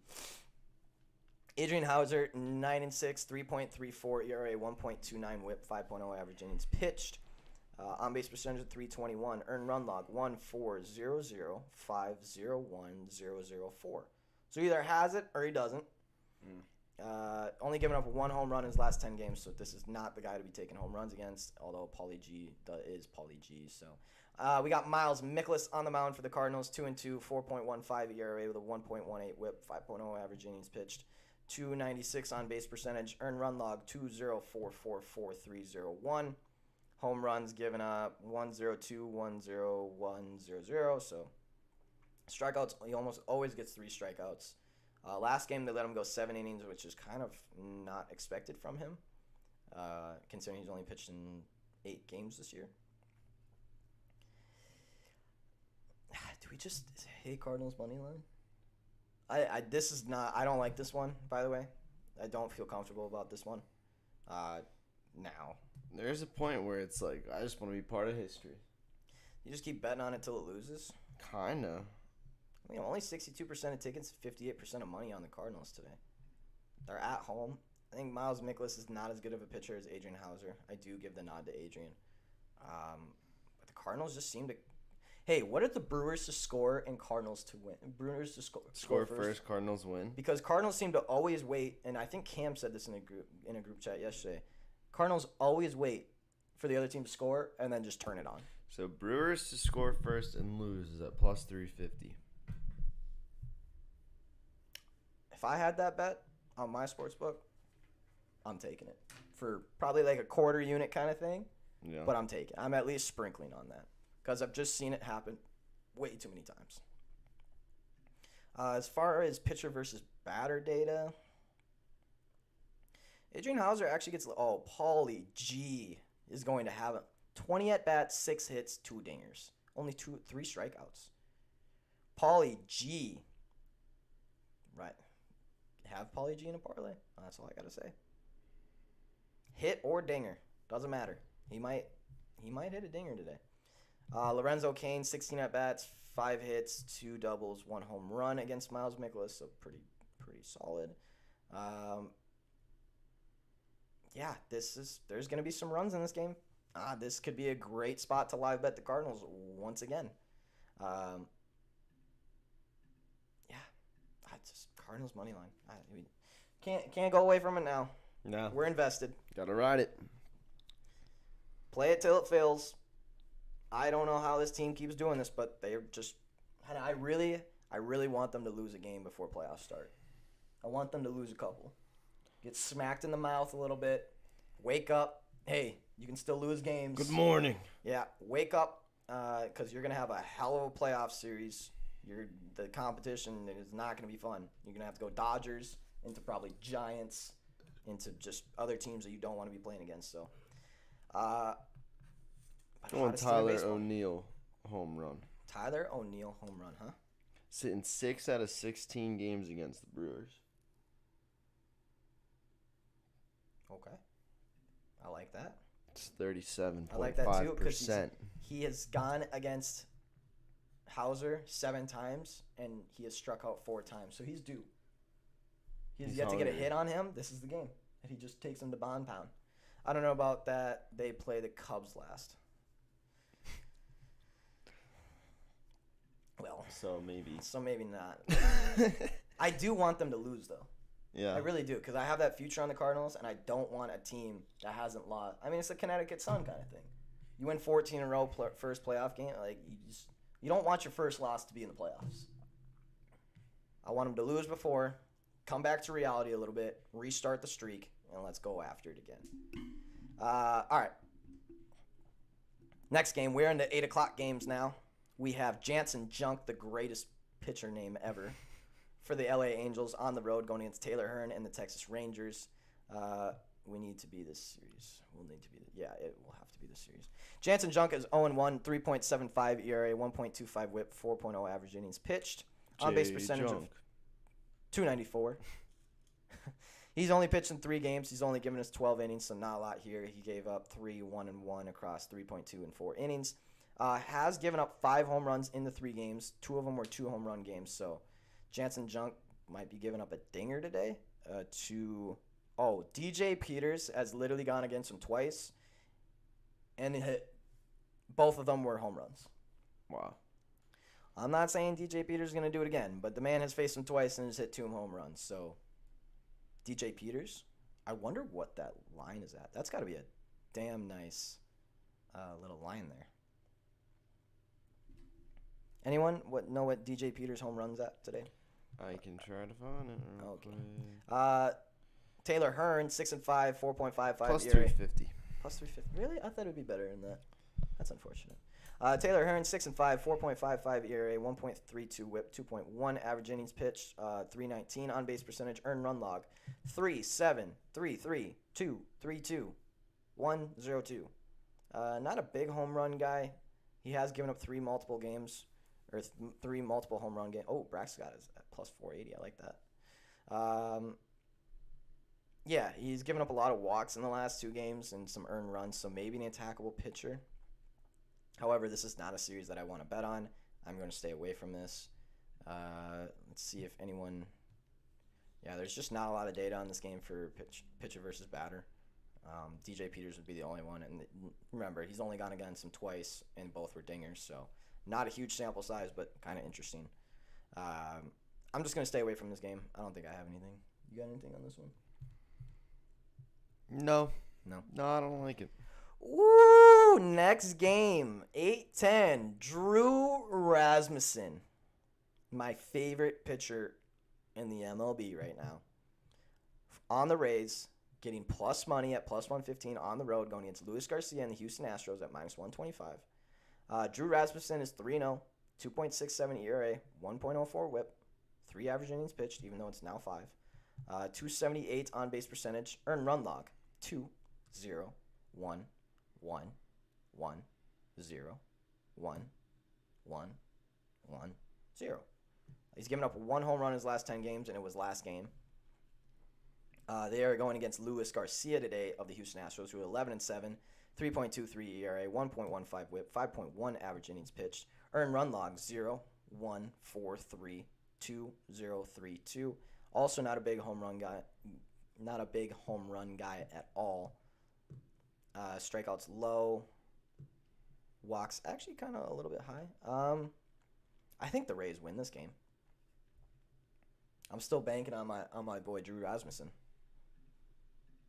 I don't think we go away from him. I kind of feel the under in this game too. Ooh, 100% humidity in this game. Whoa. That's a.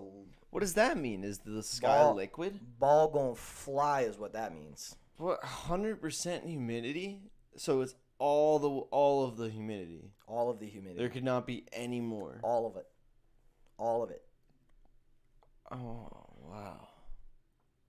I wanted to play the under, but that scares me. 77 degrees with 100% humidity. That ball is going to freaking sail. I still think the Rays. Isn't that just rain? I think that's just a liquid sky. That's got to be so gross. That's got to be absolutely Would you terrible. drown if you tried to breathe? It's literally suffocating at that point. I'm just going to jot down Rays money line. Again. I think they could win this one. Drew Rasmussen, don't count this man out.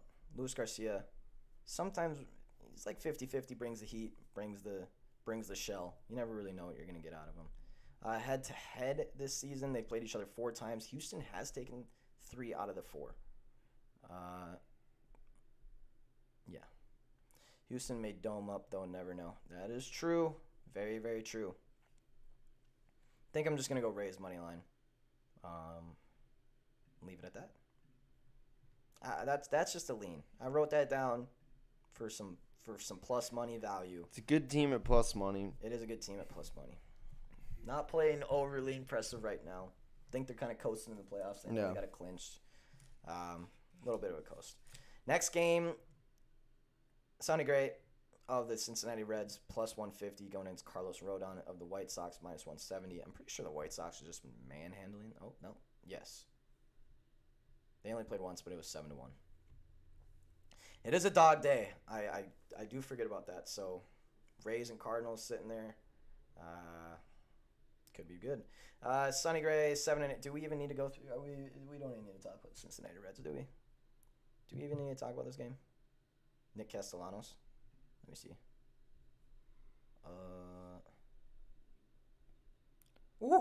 Nick Castellanos is right. This man. Wow, and the White Sox do not hit well against Sonny Gray at all. They are terrible against him. Nick Castellanos for sure. 10 at-bats, 5 hits, 1 triple, 1 dinger. Itchy nose, dude. Yeah? Yeah. Bad one today. Anyways, I'm going to stay away from this game besides a Nick Castellanos hit or dinger. I just don't want to bet on a Reds game. I told you I'm not going to. I meant it. I don't want to do it. However, Reds might be in a good spot to win here today. They do stick it to Rodon a little bit from those who have hit against him. And Sonny Gray is very good against the White Sox. It's weird I don't feel like the White Sox are worth minus 170. Neither do I. Also, it's just the Reds, and we know that Reds can win any game randomly. They have won 4 of their last 5, too. That was their first loss yesterday. And then the White Sox have also won 4 of their last 5. So, don't know what to do here. Nick Castellanos to get a hit was about all I've got. Next game. Zach Plesac of the Cleveland Indians at minus 120 on the road going against Daniel Lynch and the Kansas City Royals. At home, getting plus 100 even money. Plesac 10-6, 4.54 ERA, 1.18 WHIP, 5.2 average innings pitched. On base percentage of 293. Earned run log 25230, 25246. So definitely attackable. Has only given up 2 home runs, and that was in 1 game in the last 5. But before that was 1, 1, 1, 1, 2. So he's known for giving up some dingers. But occasionally brings the heat. It looks like everything's 5 to 7-ish innings. So a little bit of attackable pitcher. Nothing egregious there. Daniel Lynch 4-6, 5.4 ERA, 1.57 WHIP, 4.2 average innings pitched, 361 on base. Whoa. His earned run log 4-1-4-6-1-1-1-3-1-3. Home runs, gives up quite a few, has given up a home run in 6 of his last 10 games, including 2 multiples. So both pitchers here, not overly attackable, but definitely could get shelled around a little bit. I want to see where we got for batters here. Nothing stands out for me for the Kansas City Royals against Zach Plesac. No one is... I guess Witt is decent, but he's gotten 22 at-bats with only 5 hits. Nicky Lopez maybe, 8 at-bats, 3 hits, one of them being a double. Other than that, I don't feel comfortable about really anything with that. Same with the other side.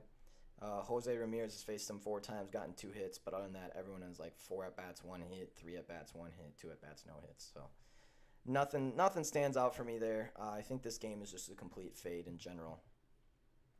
Maybe the over. I could see both these guys getting laid into a little bit, but it's at 9. Would much rather had it at 8.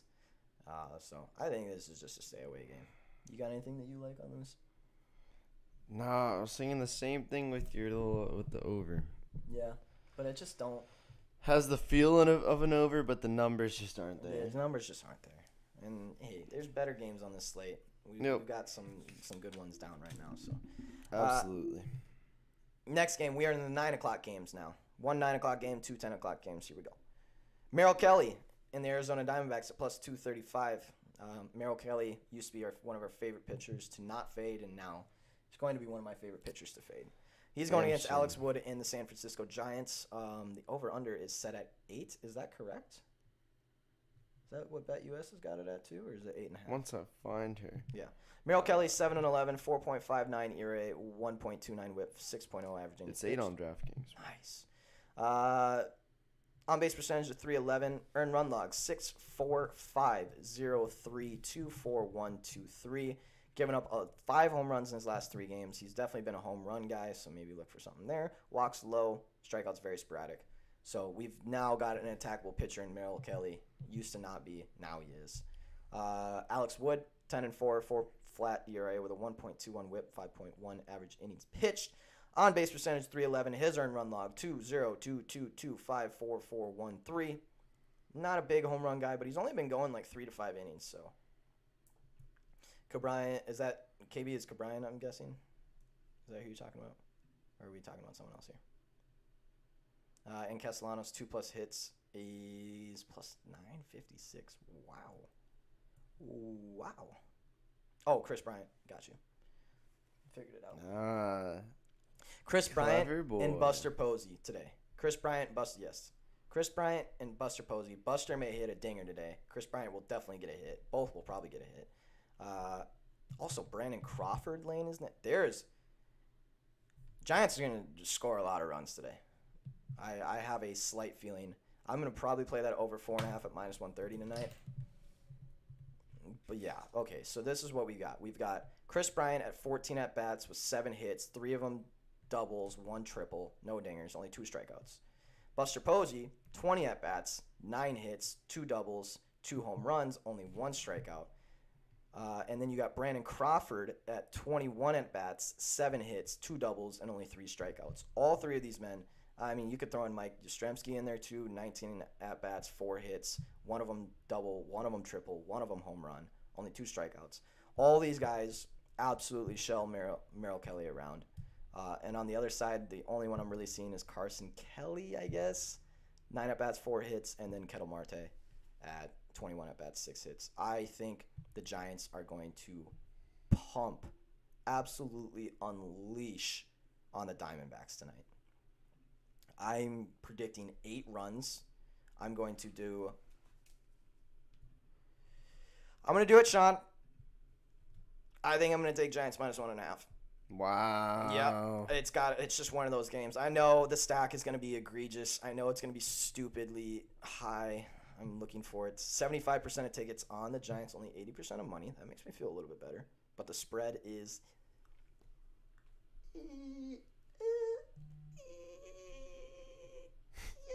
once I find it, 92% of tickets, 99% of money. Shit. I'm still taking it anyways, though. Don't care. Also, the over in this game, okay. This is another one. Giants, team total over, 4.5, beautiful.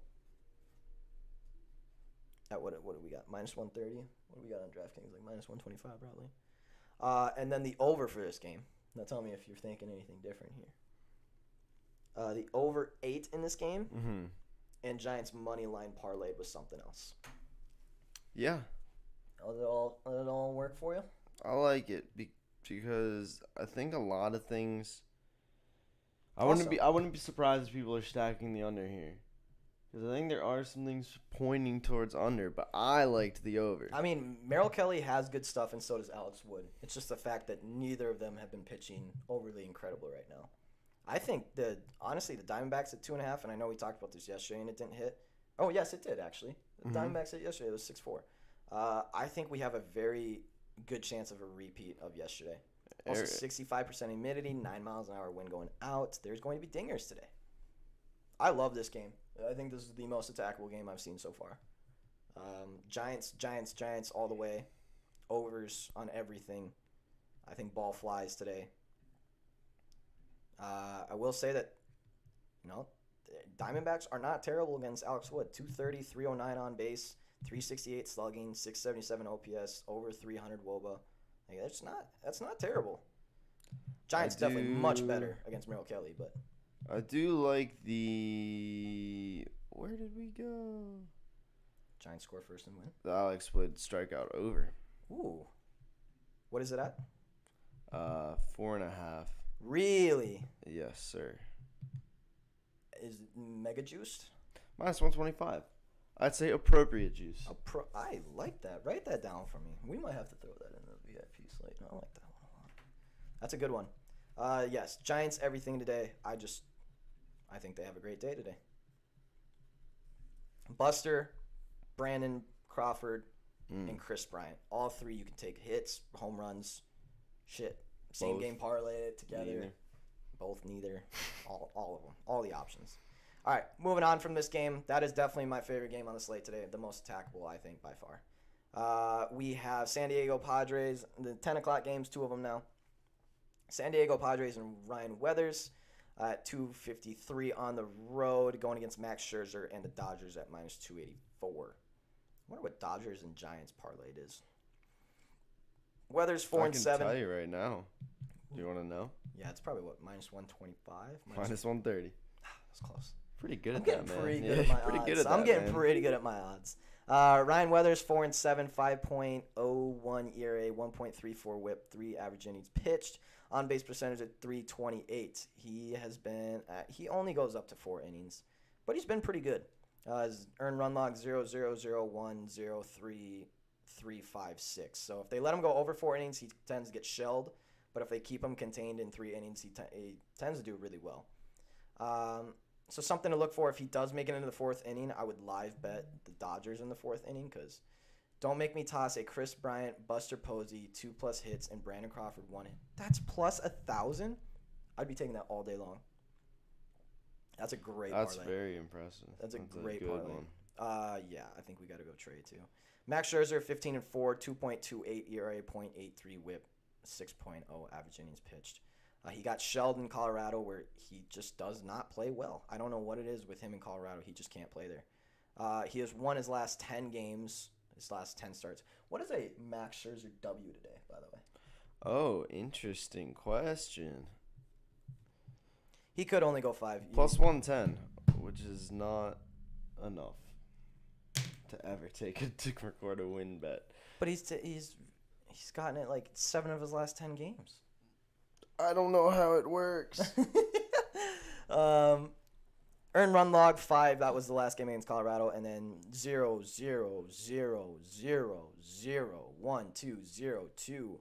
He's given up 3 home runs in the last 10 games. His strikeouts have been going down a little bit. But that's also because he doesn't have. I think Max Scherzer goes crazy today. Yeah, he could. Padres only. I just don't know if he records that dub because I don't know what that means. I've tried so hard to learn what it means. Fine, I'll say it. Max Scherzer recorded dub today at plus 110. I like it. He does need more juice for the Cy Young.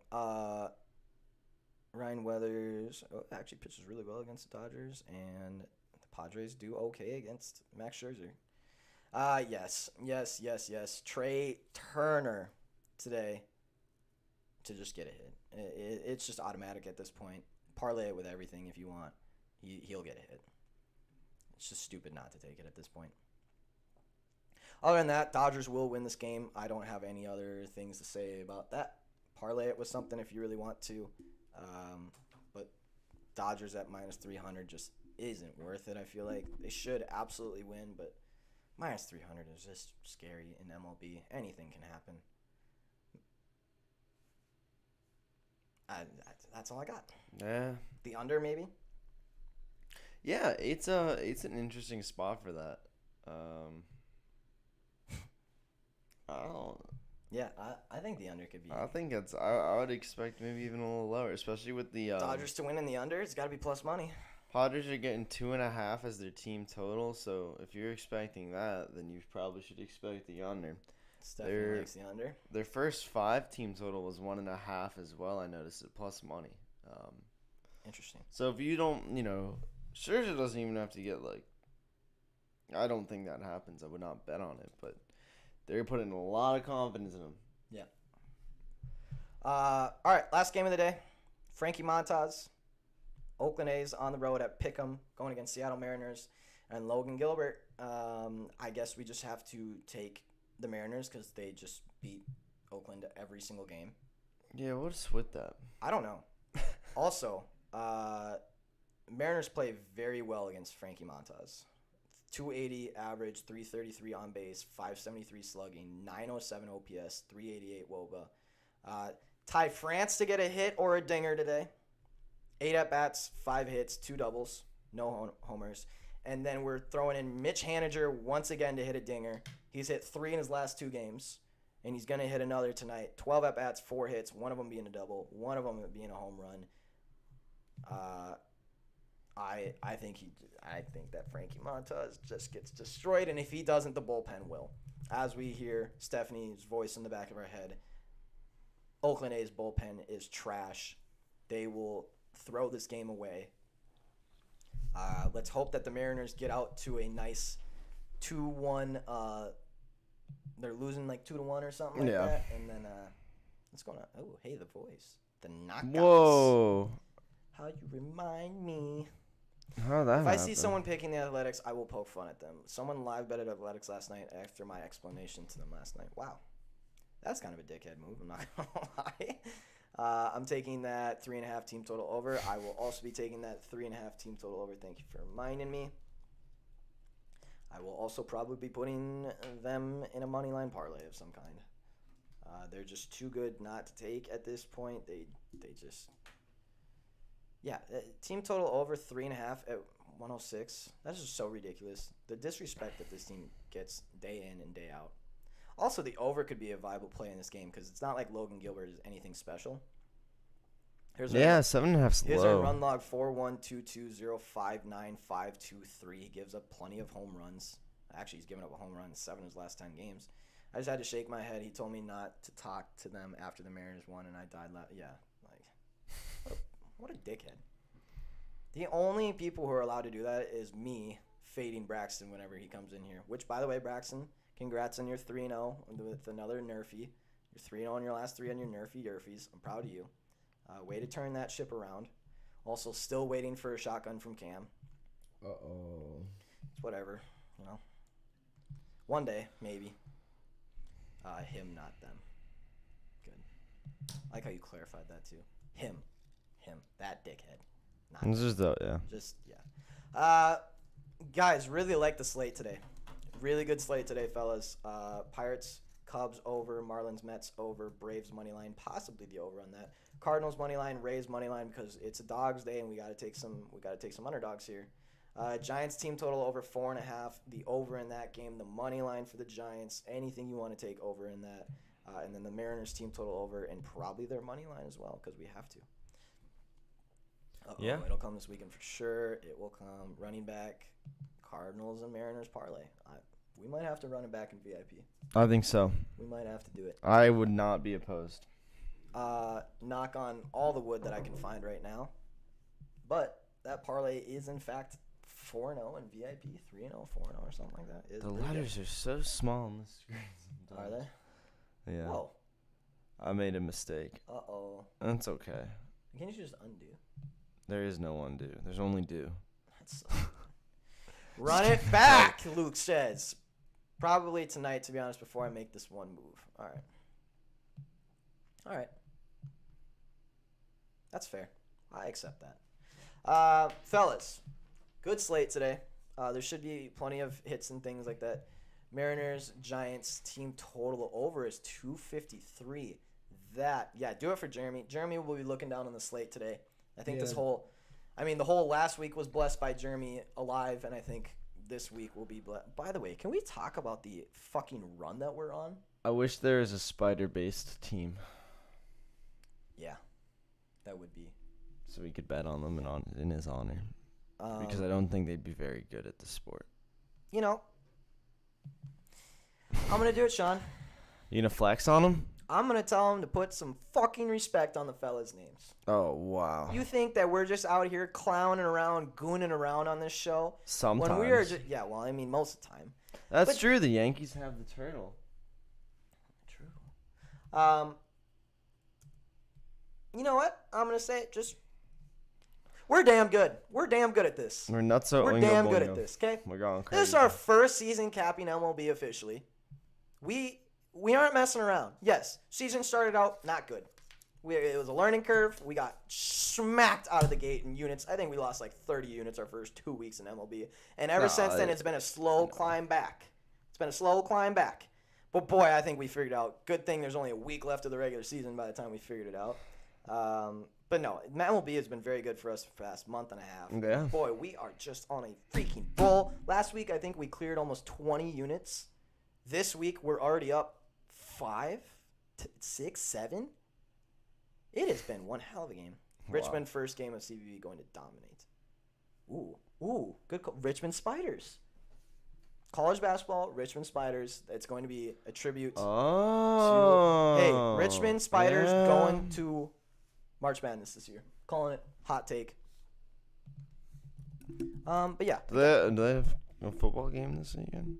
Perhaps. Once you learned what OPS was, it was over for the league. It's true. No, we have been on an incredible run, though. It's been a lot of fun. Glad that the fellow's been around to also cash with us. They take on the respect on Richmond Spiders football take on the Elon Phoenix this Saturday, October 2nd at 2 p.m. Are they underdogged? Dude, I don't know. Dude. I don't know much about the Elon Phoenix, to be honest. What the fuck is wrong with Cam? The disrespect that Jeremy has gotten today from the dynamic duo of Luke and Cam has really been pissing me off, guys. You're gonna step on the spider now. I've had enough of this slander. You're gonna step on the spider now. I've had enough of this slander. I'm sick and tired of it. You're gonna put some respect on Jeremy. This is a life that was taken away from us, and all they can do is poke fun and make jokes. And we're like almost positive he's dead. Like, this is Sean's freaking roommate you're talking about here. We're like so close. Oh, bro. Jesus Christ. And that's like joking about like Agent Orange or something. You can't do that. It's unbelievable. It's unbelievable. That's chemical warfare you're talking about. Yeah. That's basically like a nuke in spider terms. You support nuclear warfare, Luke? Huh? Maybe. Yeah. I thought I had a good feeling for Luke and Cam. You know, Cam's the more sensible one, a little bit, you know, a little bit more consistent. Luke is the wild card in here that occasionally throws in some random shit. But the insensitivity of both of you today has been on another level. Frankly, I'm quite disappointed. I'm appalled. I'm shocked. And I'm just... Put some damn respect on Jeremy's name. This is unbelievable. It's alright. I have a special outro prepared. By the time I'm through with you... Sir, this is a win. By the time I'm through with you, you'll all respect Jeremy. Exactly, Braxton. Yeah, thank you, Braxton. The one time I can agree with Braxton is about Jeremy. At least Braxton has some freaking class. Heart and a little bit of class on this show. We're going to have to start banning people and reporting people on this show. Blocked chat is and getting reported. wild. Sorry, buddy. You're blocked and reported. Biden is 0.2 miles from my house right now, so may have to dip to try and snag a pic. Wow. It's pretty cool. I heard a really funny story my freshman year of college. It was like Biden was around or something, and the tour guide or whatever was like, "Yeah, I took a picture with Joe Biden once." He's like, "For some reason, I told Joe Biden." Where's Joe Biden from again? He's from Pennsylvania. Yeah, he's from like Lancaster or something. Scranton. Oh yeah. Anyways, he's from like Scranton, Pennsylvania or whatever. And the tour guide's like, yeah, not gonna lie, totally lied to Biden's face. Told him I was from Scranton too. He's like, I don't know why I said it. I just said it in the moment. He goes, I went to put my arm around him to take a picture, just like what you do. And he's like, I completely felt a Full Metal flak jacket on him, and immediately like pulled my hand away, and the guard just like stared me down. I was like, yeah, you idiot. You don't just go to put your arm around the guy. He's like, he was wearing a flak jacket. I was like, no shit, probably because of people like you who come up and put your arm So around someone him. didn't get all over his skin. I wish I had a flak jacket. We Yeah, should get. Imagine that. Cam is 0.2 miles away from the president, knows the exact distance he's away from the president. Oh, only CIA stuff, you know? Cam, We should get flag vests for like this Thursday. We should get what? Flag vests. We should. And then just like take turns punching each other as hard as you can. What jersey is that, by the way? Is that Aston Villa? West Ham. Oh, it is West Ham. Okay. That's pretty sick. Sweet. Shout out Coach Vince for this one. Ooh. Let me see this one. Oh, yeah, West Oh, Ham. there's a special one. There's like the bowling ground.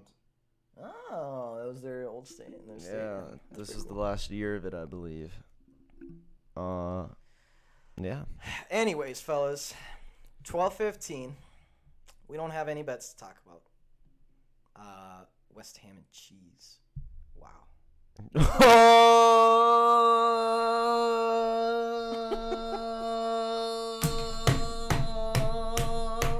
Oh shit. This show sucks. Yeah, we're spiraling, baby, but this is the good stuff. All right. Steph, F you. Hold on. Hold up. Cam is on one today. Whoa. Hella boosted after the booster shot Biden got yesterday. Do we even know if it's really Biden anymore? That's just a fake guy that looks like Biden, right? Oh yes, it absolutely is. I think it's actually a really Steph, tall F baby you. that looks What like is- an old man. I think it's a reverse Benjamin forward button syndrome. So in one day, Cam has disrespected the loss of Jeremy. He has a hit out for Biden. Yeah, a pick. Yeah, okay. And then he says, Steph, F you, in the chat. All in the same day. The man still hasn't shotgunned. What do you... This is unbelievable. Cam's on one today. Favorite hits parlay today. All right. There's a few good ones floating around. Yeah, there is. I think we got to stick to two team hits, and then if you're gonna put in like a 4 or 5, make it a round robin or something like that. You know. F is for friends. Who would do stuff? All right, let's get into who's gonna get a hit today. Who's Braxton? I might name. I blame Braxton. What is going on? Oh. All right. Braxton, I might need some help with this one. Who's getting hits today? What is the parlay? I think Teoscar Hernandez has a good chance, but it's against Garrett Cole, so I'm not gonna take that leap. I need to stop watching the chat. Honestly, Braxton, go friend yourself. Honestly, Go friend yourself. Ryan Mountcastle. because self-care is important. Austin Hayes. You guys keep doing your thing. I'm gonna put together a great hits parlay here. Michael Conforto. Brian De La Cruz, Jazz Chisholm. Okay. I think one has to be... Are we thinking Austin Riley or Freddie Freeman here? I think Freddie Freeman. I also think I like Fred. You like Fred? All right. Oh yeah. Oh, Sean. That's the last Post-it note of Whoa. my stack. I've officially gone through a whole stack of Post-it notes doing this show. That is cool. pretty impressive. Freddie Freeman to get a hit. That's my first.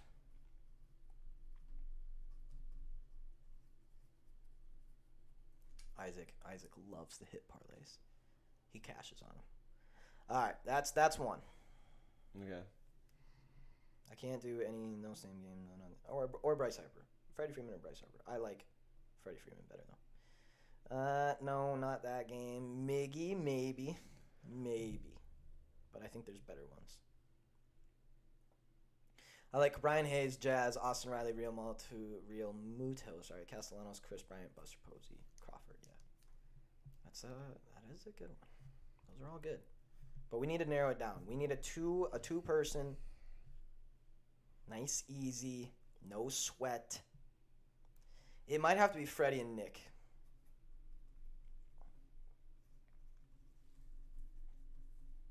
So far, Freddie and Nick for sure. Wit? No. Not Wit.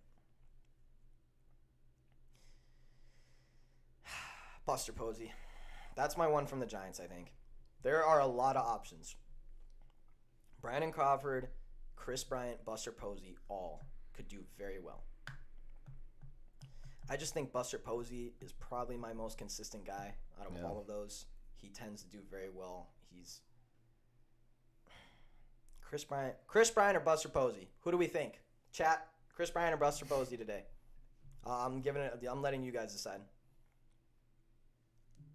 Cam Trey in there. Yeah, this is true. Got to put Harper in there. I took Bryant Castellanos. I like it. Buster.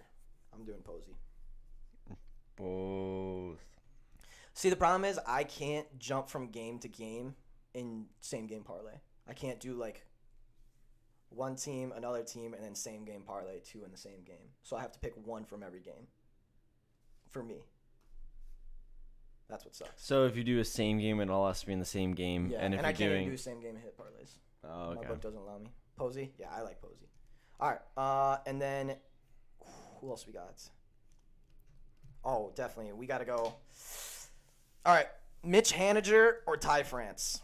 Ty France, 8 at-bats, 5 hits, 2 doubles. Mitch Haniger, 12 at-bats, 4 hits, 1 double, 1 home run. Ty France or Mitch Haniger?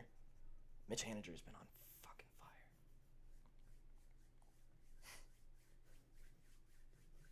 That'll be the last one. Freddie Freeman, Nick, Posey. Buster, Posey, Bryant, 2+ hits, Crawford, 1. Yeah, if I could take that, I'd be taking that right now. Mitch is on a heater. That's what I'm kind of thinking too. But I also think Ty France is due for a game and a half here coming up soon. I think I just got to go Mitch. Mitch, I've been riding him. It's been well. All right, Freddie, Nick, Buster, and Mitch. I know Ty is so due. I'd be putting a home run bet on Ty France tonight, honestly. Money Mitch. All right. That's it. And then, of course, the Trey Turner. Like, you always got to throw him in there. Always got to throw him in there. I normally get Trey Turner at over 1.5, so that's why I never take him. But if I see him at over 0.5, I'm definitely taking Trey Turner. I like that, though. Freddie, Nick, Buster, and Mitch all to get a hit today. I think that's the parlay. I'm going to put 2 of those together. Probably Nick and Posey. I think Nick and Posey. To get a hit, that'll probably be like plus 100, honestly. No. I like taking Ty by himself, though I rarely put him in a parlay. That's smart. That is very smart. Fellas, I think that's it for today. Yeah. I think that'll do her. That'll do her. Shout out to everyone who's still here. Shout out to everyone. 12 still? Damn, did we even drop below 10 like once today? Yeah, right there. What were we talking about? Probably Jeremy or something. But, excuse me. We were talking about Jeremy here. That saved the show. True. All right. Small name. Who's hot for the Phillies? Matt Veer. I did not know that. Can we set 5 minutes aside tomorrow night so I can run through NFL Sunday slate? Yes, we can. Yes, we can. I don't want you to. Rip Jeremy. Thank you. Thank you for having a heart. The only person in the chat that seems to have a heart for Jeremy. Because Cam and Luke are assholes. All right, fellas. Good luck today. Good luck on the parlays. Good luck on everything. I like the slate a lot. I think it's going to do well. Aha. That was not me. Spider. Remember, show again tomorrow. And then Fellas After Dark tomorrow night. Sean might be in attendance. We don't know. Sean won't be in attendance. I will be in attendance. I will be in attendance. Let's freaking go. Fellas After Dark tomorrow night for Thursday Night Football. In the Bungles versus the Jags game. What the fuck is wrong with this guy? All right, that's it. That's it.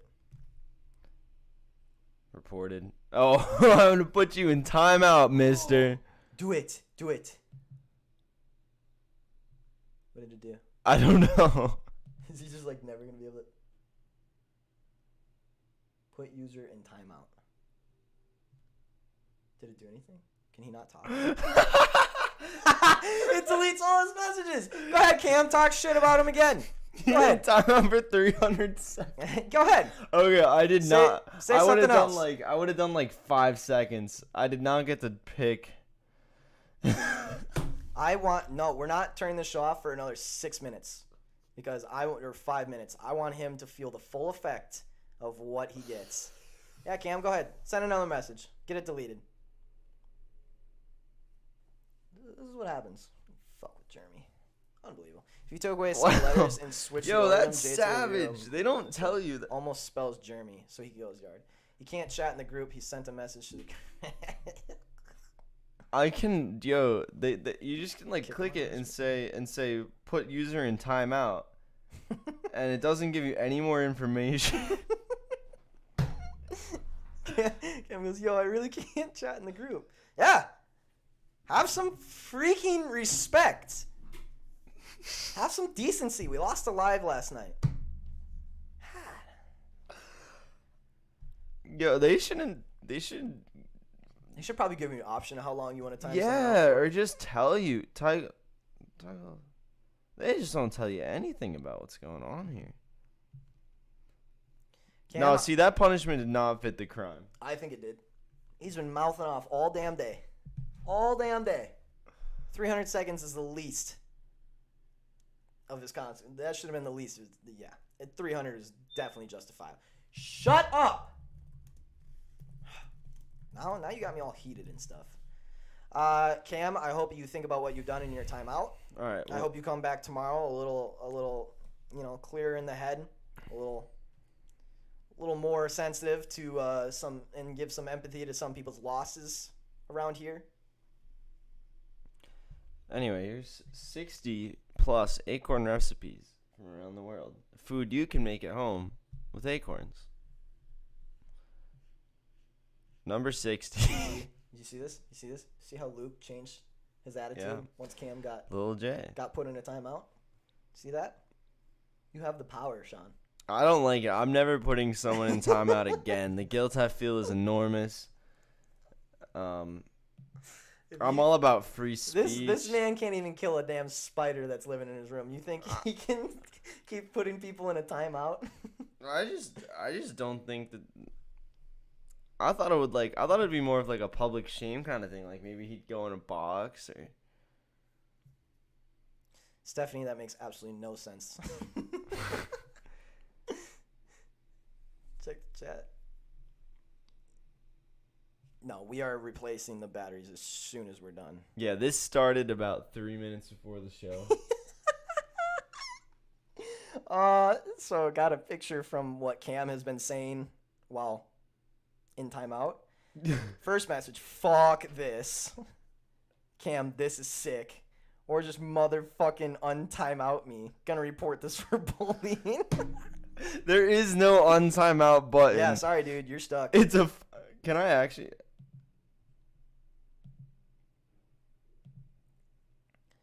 Yeah, that's See, I don't want to hit anything else because it doesn't even hide user. This is savage.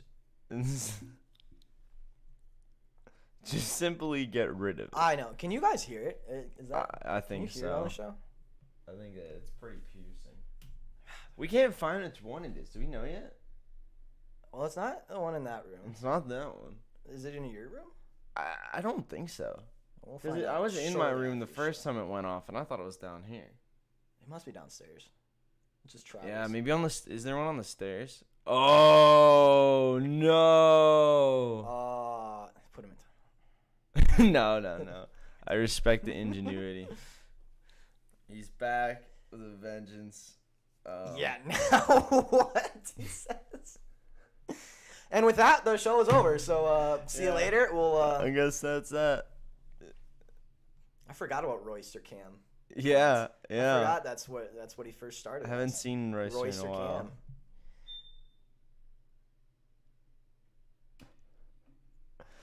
That's because kind of a fire. I don't have the proper equipment. I just try to square up to the fire. I'm pretty sure if Sean saw a fire, he'd feel bad about putting it out. He'd be like, "But it's No, alive. no, I It's love living. fires. It's living." No, you misunderstand. I have very specific loyalties. Okay. Spiders are one. I will Cam, test is this thing. Cam, you're back. Man, if there's a bunch of ants though, I will pull out the Febreze. I will pull out a gun and You just Febreze the ants? Yeah. That's chemical warfare, bro. I know, but they're ants. They're not Jeremy. All right, that's fair. Call me whatever you want. I don't Do care. spiders eat ants? Exterminators are they eat anything. Technically, they only eat the blood from inside. Oh. What if Jeremy in the middle of your sleep just crawled over to you, took some of yours, and then would go back by the time you woke up? Some of my blood? Yeah. Would I know about it? I mean, maybe. Would I have a spider hole? I think so.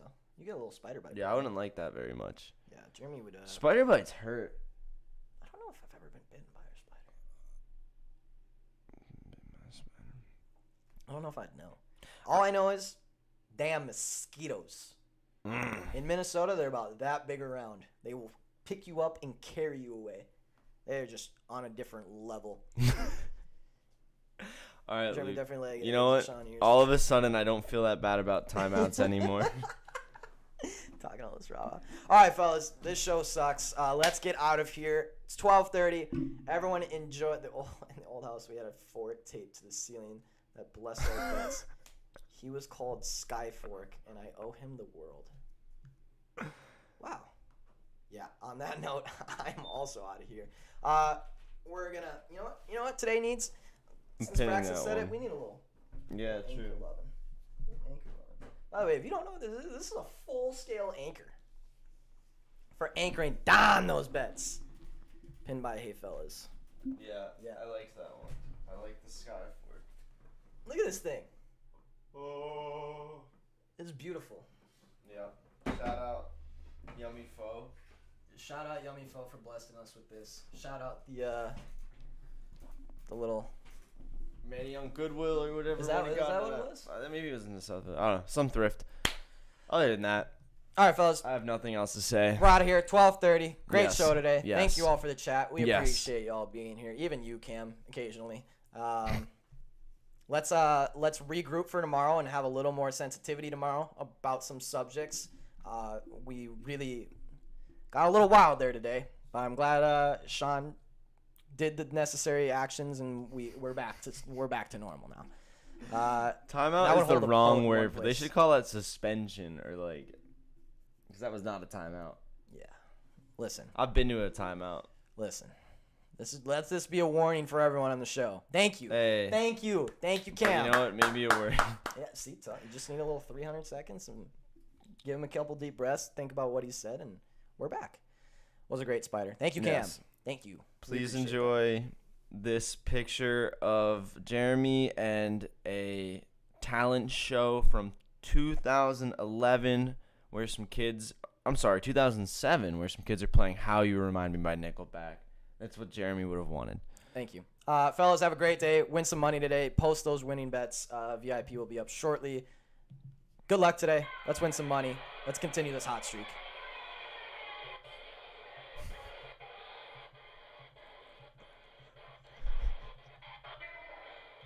Come on. This is Jeremy's favorite song, by the way. Are they ever going to play it?